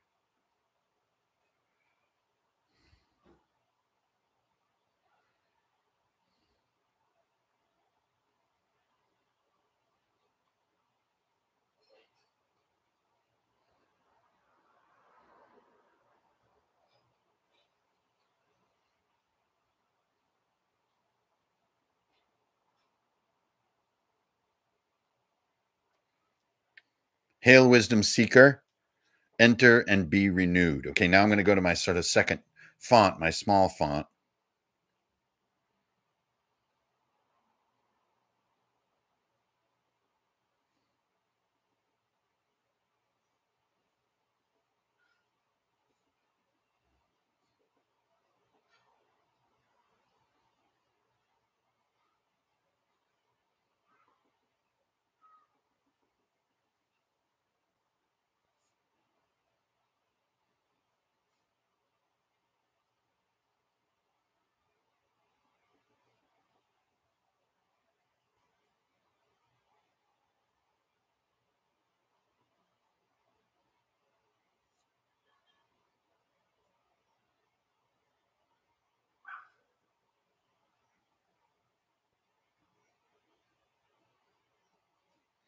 Okay, now, just for fun,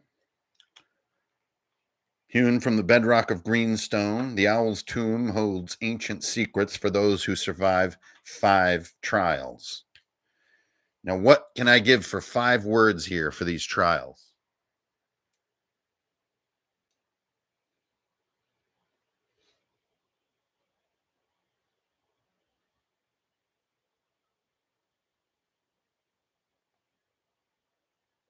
What can we do here? The Talon, the Menace.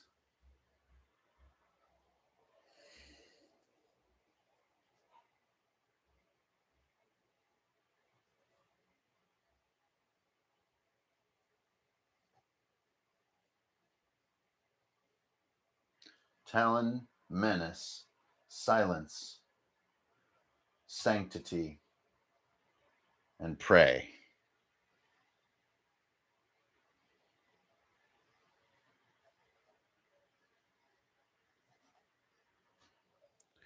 So, sort of just having fun here, mixing pens. You know, why not? It just kind of creates a little bit of a crazy tableau. And there is something like wanting to drift through this design. So let's get back where you can see the full page. There you go. Nice. Now that my camera isn't flopping. Interesting. Do you see though how this is sort of becoming a thing though? Like, I mean, I don't know about y'all, but I can sort of feel it. You know, this weird feeling of this being a giant sized, super slow and labor intensive GM's journal.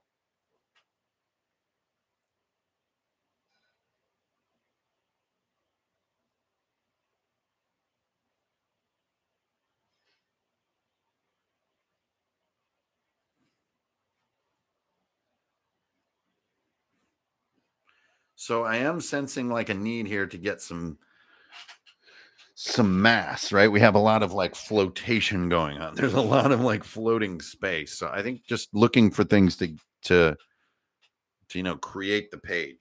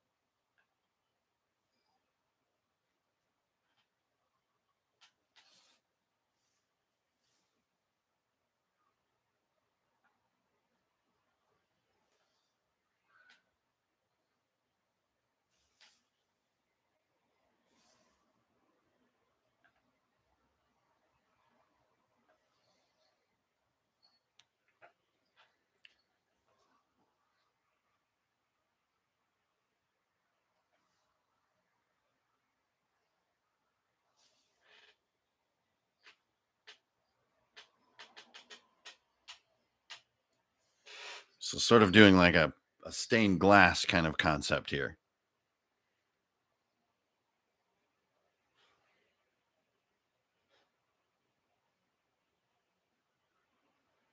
Hey man, thanks.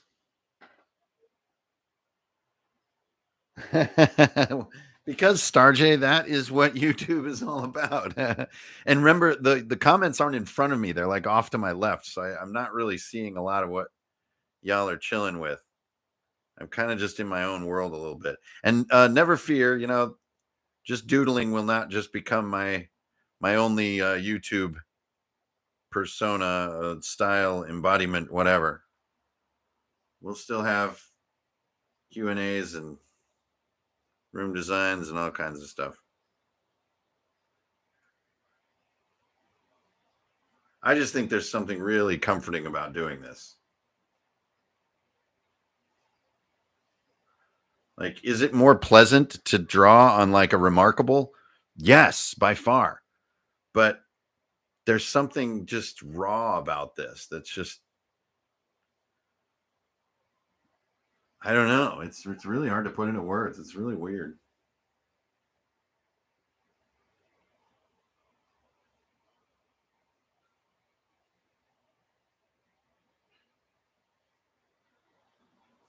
So I feel like, what exactly is this? And I think maybe there is a map here too that maybe helps the reader either find or navigate the tomb. And I'll take a look at the comments here in just a second, but we can kind of decide. Do we want it to be like an overland map to find the owl's tomb, or do we want to be a dungeon map of the interior of said tomb?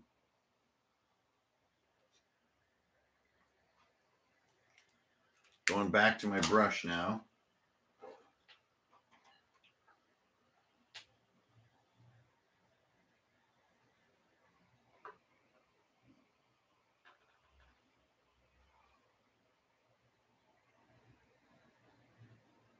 Need you to hold more ink, my friend. That's better.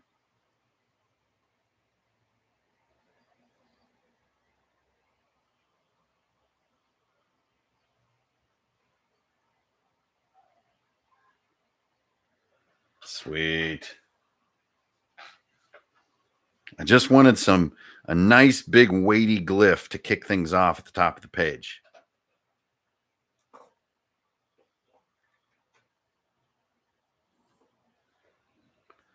I'm gonna make sure that gets some air for a while, and don't really want to muck with that. Okay, so back to that question. What do you guys think? Sketch of the tomb entrance, relation to a cryptic landmark. Okay, cool. So let's kind of take a little bit of each one of those. So it's sort of like where the overland map kind of finds the entrance to the interior map. It sounds like is what we're dreaming of. Okay, so the entrance, I feel like, is like here. And like this is overland a little bit. So let's think about the entrance real quick. Let's see, what could it be? Something Gothic. Gothic always being tall and narrow to make the viewer feel small. Right? Thus its use in many of the older churches. And then we're gonna like get into some rocks and stuff, right? Like,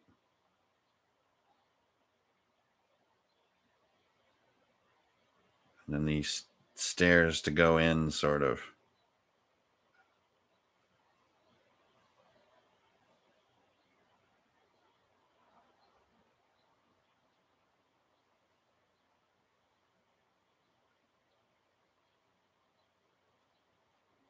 See now, like right there, that is not like a drawing I would normally do. It's just so many things need to be fixed and need to look better.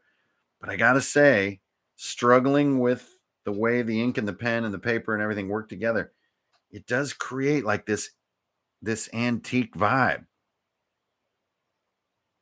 Okay, I'm plunged all the way down, so That means I've used about a half fill of ink in one go here. And if you guys want, I can show you the crazy way you fill this thing with ink. It's quite zany. Just uses a plunger. It like sucks the ink up.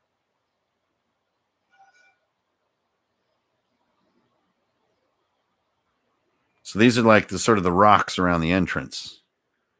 Okay. And then I think the map is going to go this way. So it's going to be like this. And this is where I'm going to transition to that. Wow, that was a nice little line. That really came in strong. Back to my Uniball.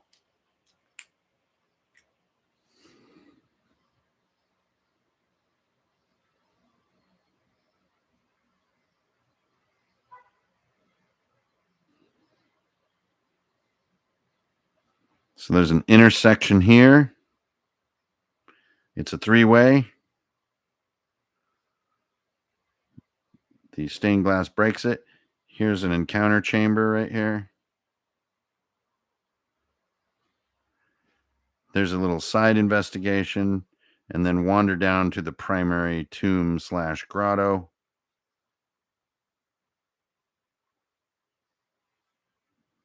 Okay, and then there's your basic shape. All right, so the entrance is portrayed in sort of ground level perspective, but then you instantly transition into a top-down map, just like you guys were saying, right? So now there's clearly a lot of work to do to get this to pop. I'm going to go, well, let me put a little bit of time on my top-down map before I go back to the entrance. If you'll bear with me a while. And, thanks all 100 of you. We've lost a few people as the hours drag on. I know it's hard to just sit and watch YouTube. We've been going 2 straight hours now. But thanks to everyone for just sort of chilling. I know I do a lot of different things on YouTube, so I don't always just kind of come at you with like a talking head or a 30-minute, a 30-minute short hot take kind of thing. And I guess the reason is that I'm always the most excited to just share whatever, crazy rabbit hole I'm pursuing as a creative person. Not necessarily to do the thing that YouTube wants you to do or, make commentary on the hot issues of the day. It's more just about just what I'm kind of getting into creatively and some oddball ideas that are capturing some attention, stuff like that. So right now, just making this line nice and hefty.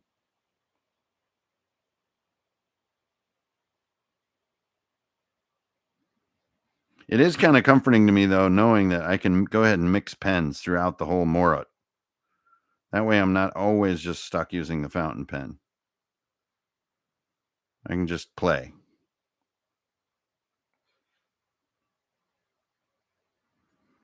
But let's try to finish this page before we abandon this stream. Yo, Kevin Trowbridge. Cheers, my man. Thanks for the holler. Good to have you. Glad y'all here chilling with me. It's a bit of a crazy world out there, so a little bit of peaceful drawing time is never a bad thing. There we go. There's our top-down map made like nice and solid and hefty in its line work. And I'm going to hope that this brushwork up here is done. And I'm going to try to darken this in. So I might like get in the camera shot a little bit here.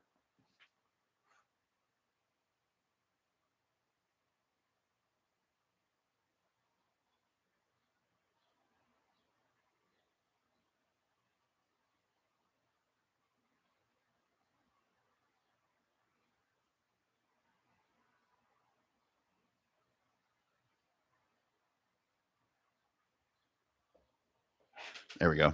Just wanted that to be stronger. I don't know why. Okay, so as I mentioned, give that a little time. Now back to our entrance. And let's get a kind of a better look at what I'm drawing here. So I'm kind of drawing ellipse. Okay. Will do. There you go. There's your ellipse. So I'm kind of drawing like rocks around a doorway.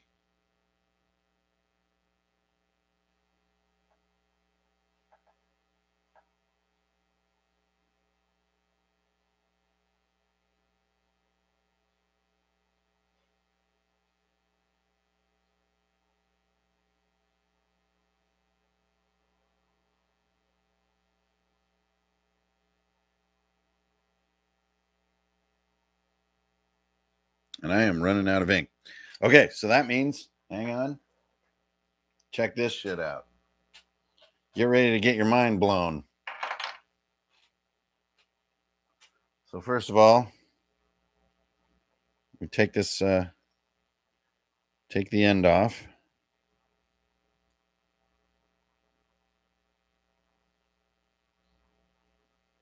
Be ready for a little bit of ink there, okay? So now you can see this just goes right into the inner chamber, and we have no ink in this pen. So now, if you look, see that? See that sucker moving? Okay, so I'm just going to put this into the ink pot. There's its lowest position. Now this is crazy, y'all. It just drinks it up like a straw. Watch this.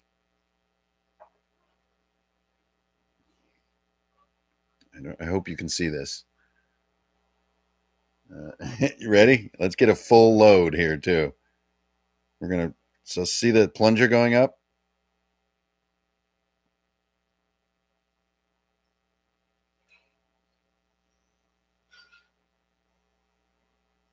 Okay, and then there's the full, there it is.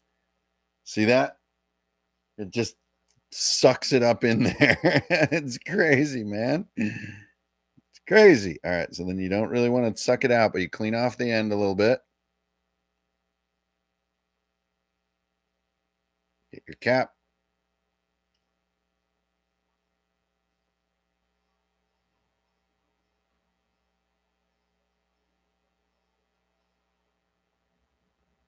Get this little dude to get it tight.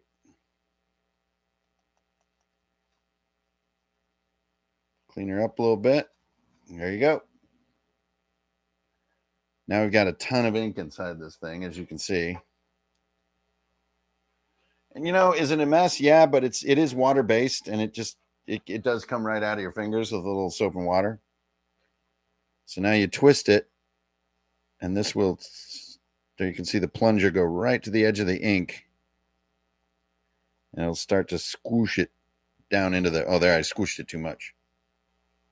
Everybody watching on YouTube right now is like, dude, you are so messy with stuff. And yes, I am. That's part of why I chose the fountain pen, because I knew it would be messy. I love making a mess with things. All right, there we go. Good to go. All right, so that was fun. A fun digression. It will wash out of your hands and stuff, but with fabric, it'll just, it'll be there forever. Okay, here we go again. And we're back.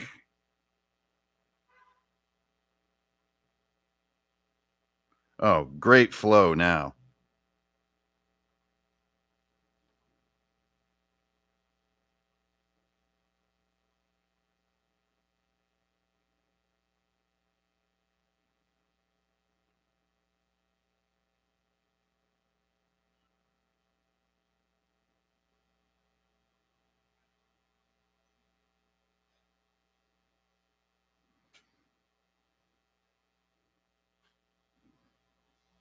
So maybe these are actually doors.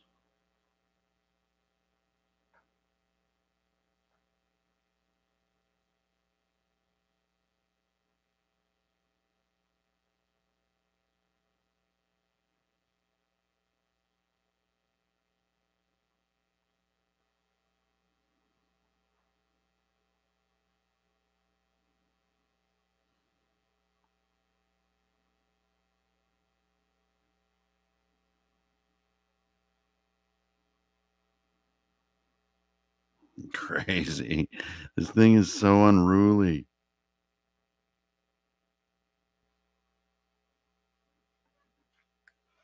All right. We is trucking.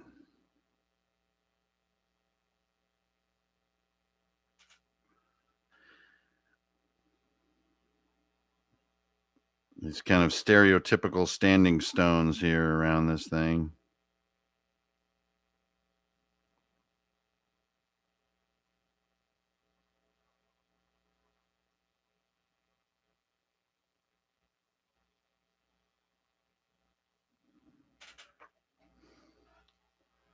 So what is this actually entering? I need to make sure that my mask goes up to my text block. There we go. Like it needs to be entering a cliffside column kind of thing. So these rocks go all the way up here, and we'll just get loose with it.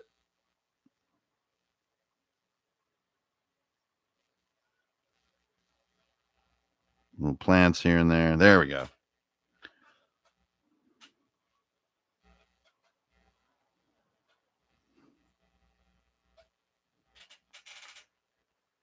Just craziness. Stone tree, checking Robert Crumb.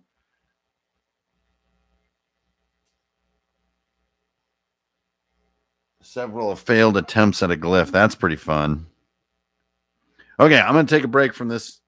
After putting all that ink in there, I'm going to give him a little rest. Go back to ye old Uniball. And we're back to our sort of dungeon map.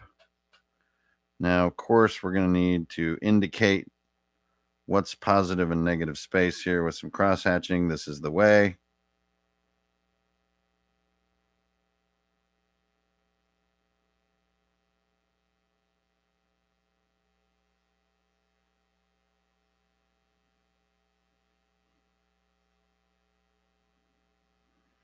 And again, this paper is just so difficult. Is it sublime and cool? Yes, but dang, is it hard to get like a really tidy look out of it. Everything looks slightly sloppy because there's so much texture.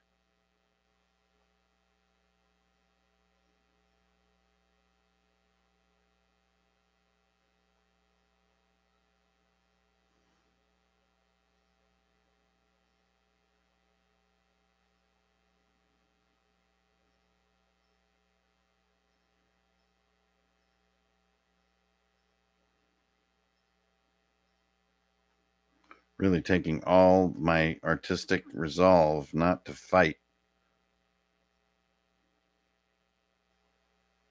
the chaos that the paper introduces.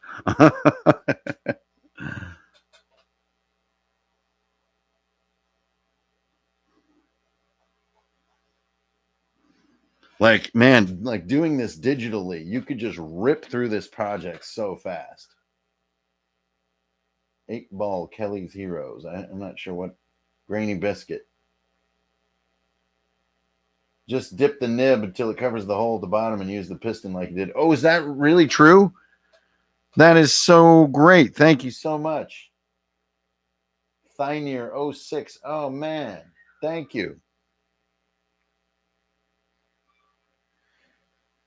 Yeah, this is a Uniball Vision Elite.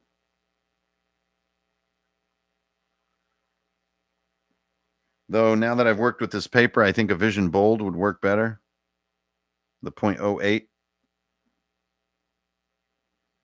Have the guts to really lay the gel down on this paper. But still, I am accomplishing what I set out to do. So that part is fun. So we have a dungeon map forming here. There's some pillars, of course. Something needs to hold the ceiling up in this place.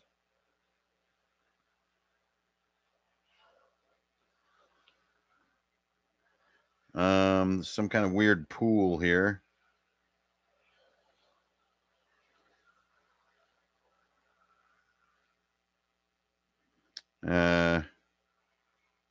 Maybe a bit of a rock fall in this entry chamber. So if you had an encounter, you kind of need to pick through the rocks to either escape the encounter or get inside under time constraints. Here we got some stairs as it ascends. Final stairs into the ritual chamber. Then the ritual chamber has some kind of weird triangular altar thing with little stairs in front of it.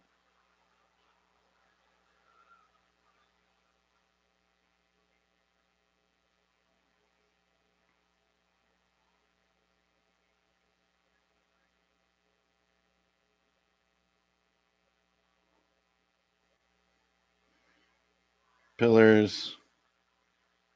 Someone's got to hold the ceiling up. The central sacrificial area. And then, like, I don't know, weird runes that are markings on the floor.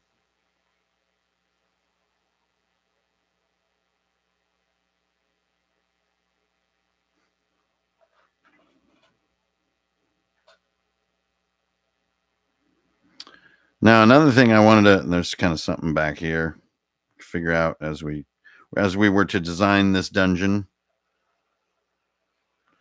Another thing I had set out to do on this crazy page was some gold and silver. Crazy. Look at that one. That's so different and insane.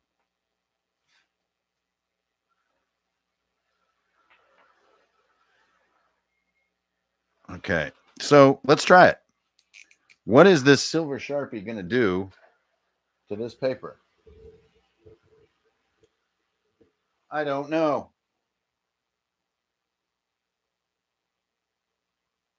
Okay, it kind of sits on top. Doesn't seem to bleed through very much at all. We got a little bit of bleed from the fountain pen.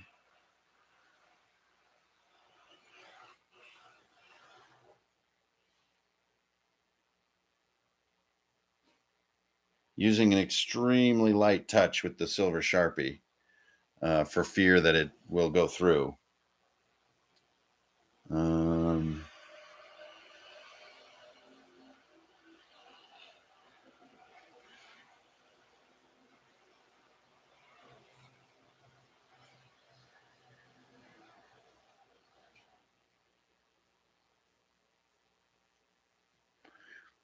It doesn't hold a lot of luster. It comes more out as just a sort of a gray line.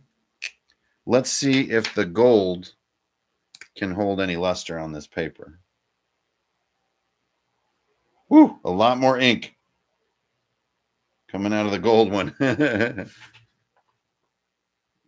Doesn't quite have the gumption to bleed through, but closer. A little scary to use, honestly.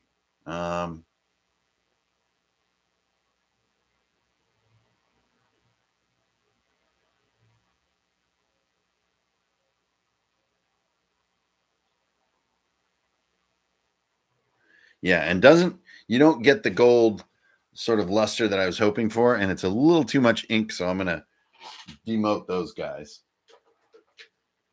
Wanted it to give like a shine, but I think the paper is just too matte finish to really do that. But anyway, this page, kind of crazy, right? I mean, it's got a lot of personality. Well, no, the cardboard backing won't, because I'm going to draw on this surface too. So a cardboard would stop going through to the next page, but wouldn't stop it going through to the back. And I was going to do the backs because I always do in my GM journal. So I think I'm just on this journey of really looking for what pen is going to be perfect, because so far they all have some limitations that are driving me a little bit crazy as far as speed goes. Like I should just be able to like improvise shapes like this and get like really reliable lines. And right now I don't. I have to kind of go at that speed. And like filling takes forever.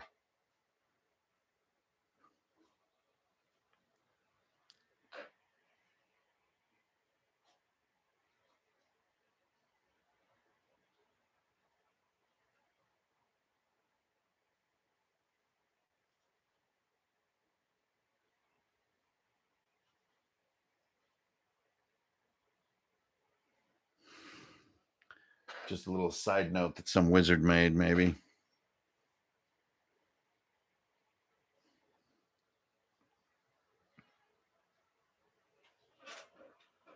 Gotta remember to drink water.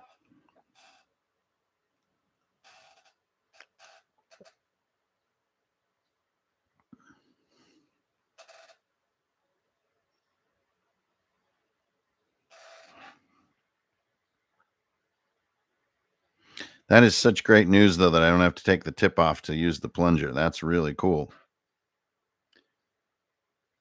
So the silver does have some staying power. It is kind of cool. Now that I'm sort of drawing next to the silver, you do get some neat effects there.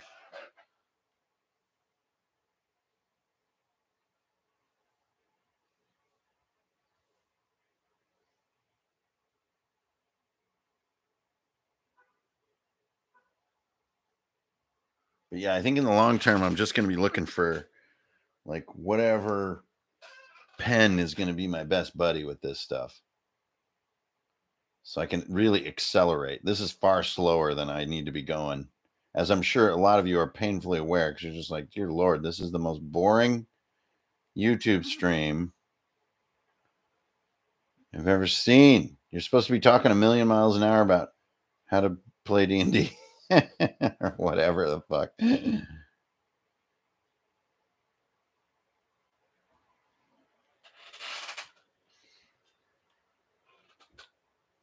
It's kind of insane, though, the insane vibe here.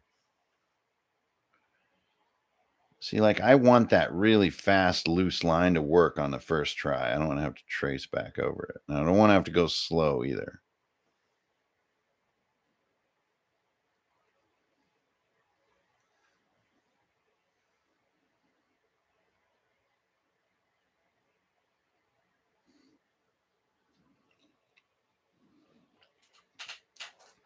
Like, those are really fun lines, but now I have to go over them like 5 times.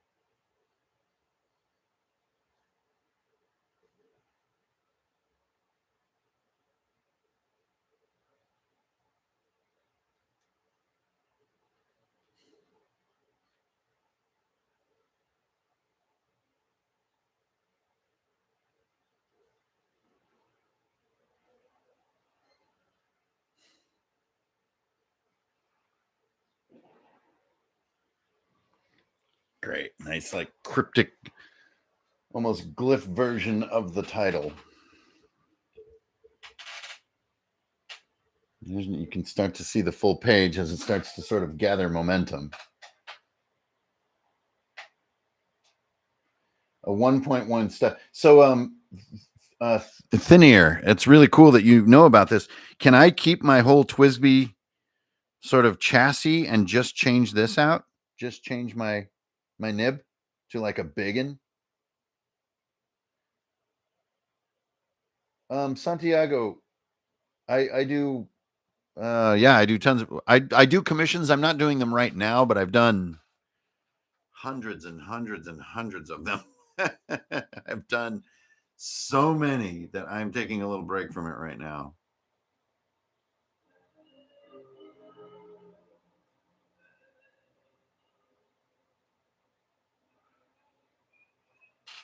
Okay, I need to squish some more ink out.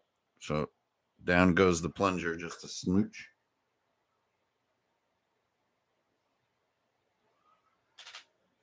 But yeah, Thynear or Thynear06. Please email me, hankerin.furnail@gmail.com. If you could email me and we could get a correspondence going or on Discord or something about pen tech, I would love to have a mentor. Because, yeah, I think I need a far bigger pen. I just find myself with these teeny, teeny, teeny fine lines, which still is a tool I want to have sitting around, but I don't want to be stuck with fine lines like all the time.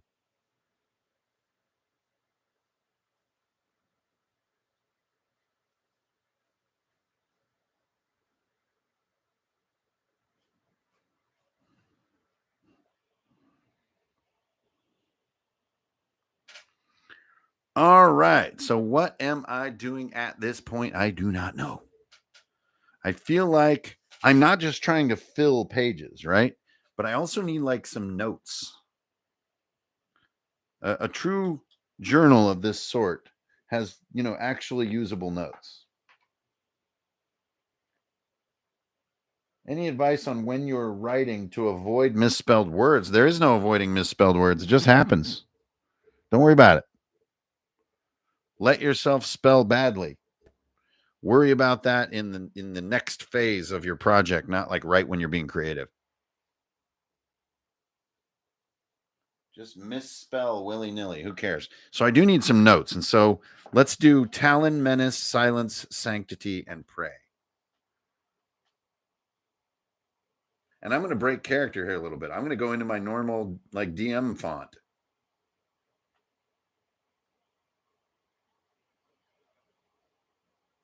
Because I really want this book to be whatever I want it to be. I just want to be free, so I don't want to get in any ruts.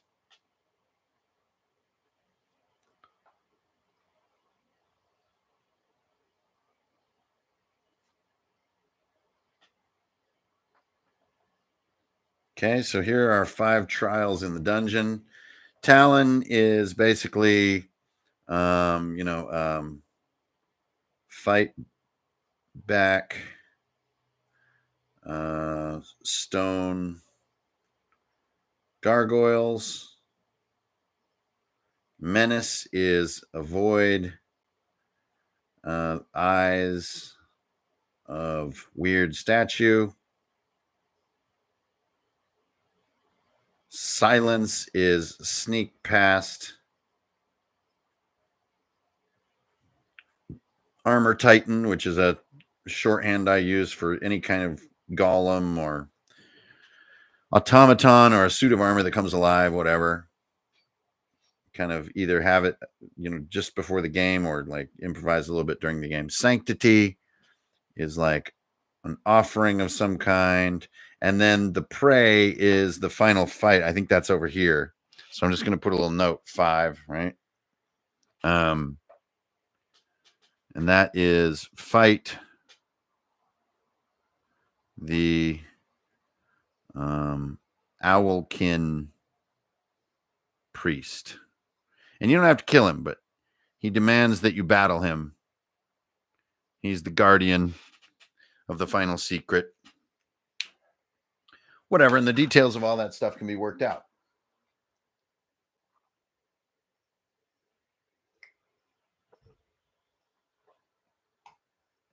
I do not do riddles.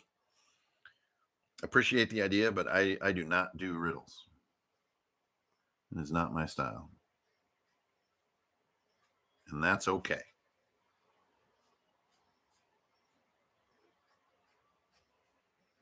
Yeah, the silver does have an interesting effect. The way it sits in the design. But I'm definitely going to have to look into Theron's advice here on a bigger nib.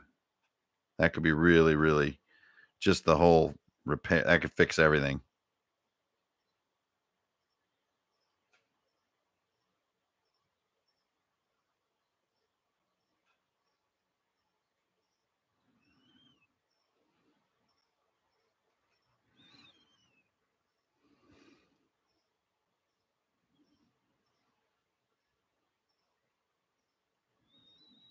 Yeah, because in some ways, like the way the paper is so mushy and everything, I'm not really able to use all my drawing skill.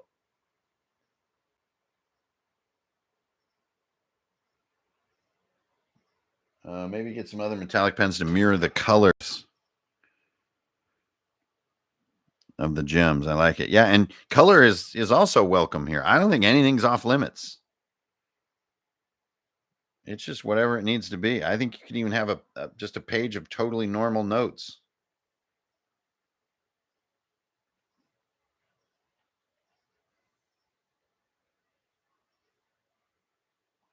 And it looks like I'm almost to the end. It's coming up on 5:30.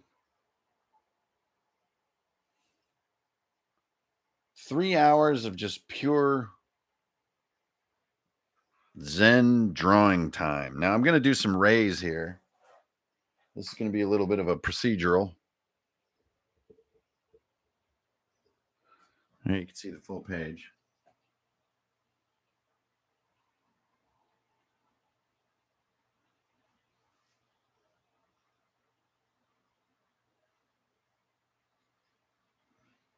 So great. I don't have to take it apart. That makes me so happy. If nothing else was accomplished on this stream, that is so worthwhile.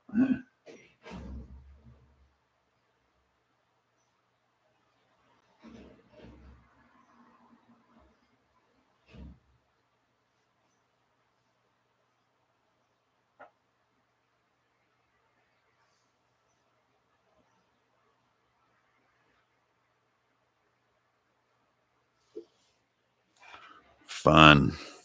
Digging it. I'm going to move my head under the microphone and the camera here. Kind of ducking. Straight ducking, you know what I'm saying?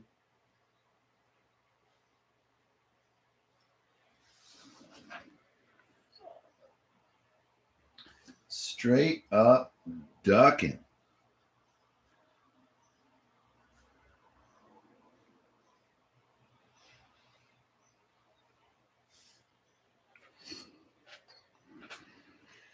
Crazy. Absolutely. So you can see why I kind of called this doodling. Wash armor. Find that fish. Yeah, okay, great. Thin Ear 06. Please hit me up, whether it's Discord or email. Let's get to know each other, man. I need a mentor. You could probably save me so much freaking pain.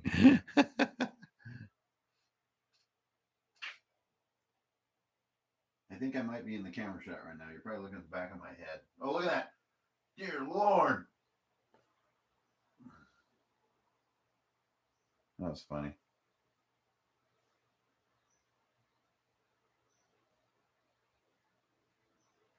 Yeah, and at this stage, it really does feel like doodling because, like, what am I even doing? This is madness.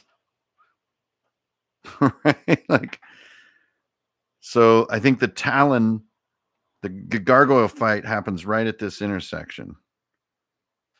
Or wait, that's one. Well, no, the gargoyles are right at the entrance then. Fine. 2, the menace, which is the weird statue. 3, the armor titan. So to get whatever's in here. 4, I think sanctity is the offering, which has to be right here. So if you go to the final encounter without doing sanctity, 5, yeah, then you got problems. Maybe you can't even confront the Owlkin priest if you don't make the sacrifice.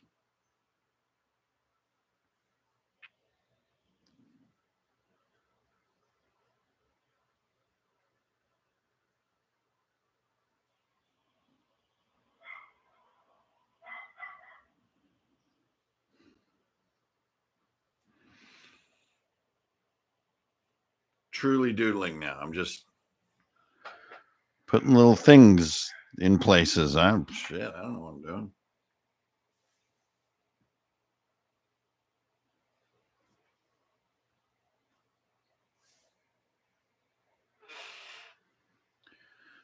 Let's see. When looking at the camera shot instead of looking right at the page is so weird. What are the Owlkin powers? Oh, great question.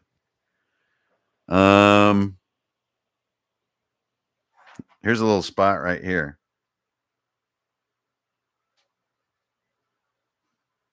So he's got swoop, where he can move around the space without touching the ground.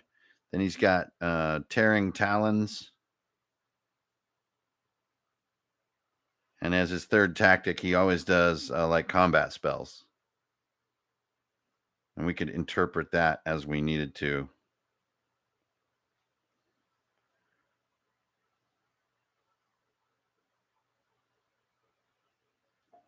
And there's a little bit of a C also on Crown and Skull enemy tactics. So when you all start getting your hands on Crown and Skull, I think you'll see what I mean. It's just become now how I write monsters. It's really a really handy tool. You know, and like the weird wing and everything, it actually kind of just worked out. Like I what, you know, what even is that? I don't know. It just sort of is a motif. Do I have giant head again? Oh no. Giant head is silly.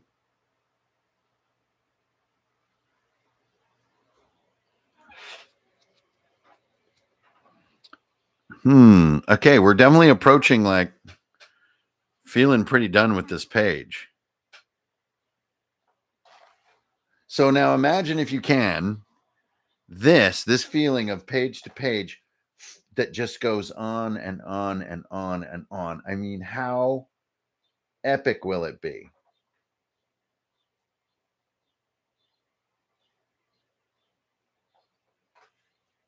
Crazy, man.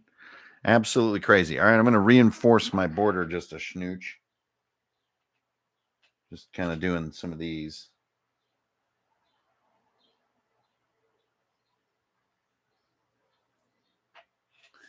There's another little tear right there where the paper was kind of damaged on its own without my help.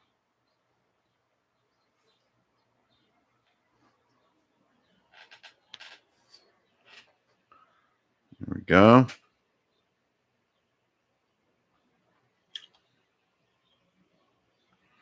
Let's take a little bit of a chance with the gold. Just very lightly touching,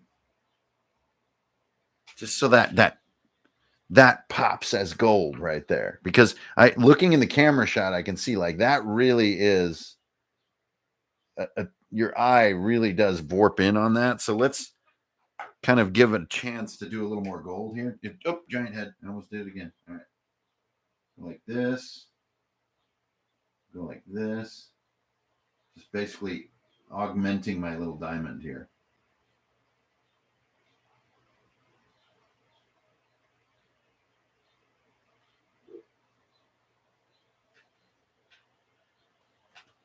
Yeah. And now we're going to just do silver in this whole space. So there's like this metallic center gem to the page. Just barely touching the paper with the Sharpie so that we don't get too much ink going in.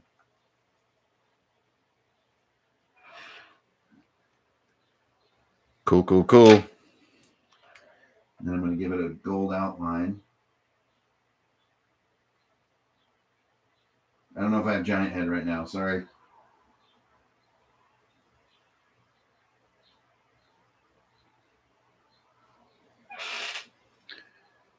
Nice.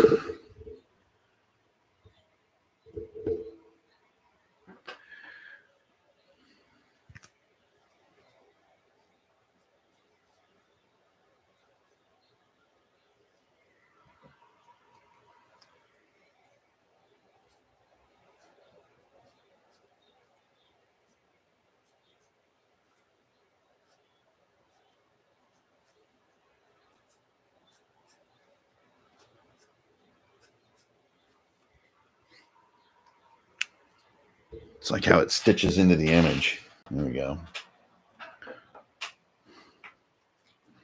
Crazy. I mean, I'm feeling kind of like this might be a completed page.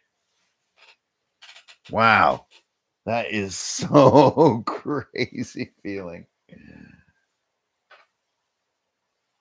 Yep, put a smiley sticker. Pow, right on there.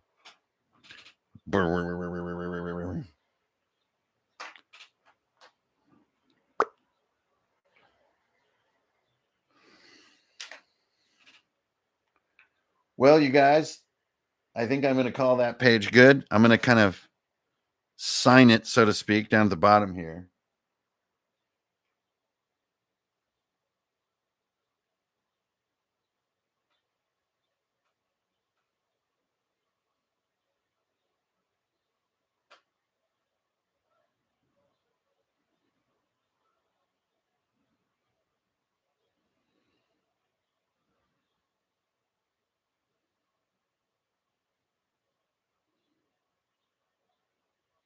Kazaban the Astounding.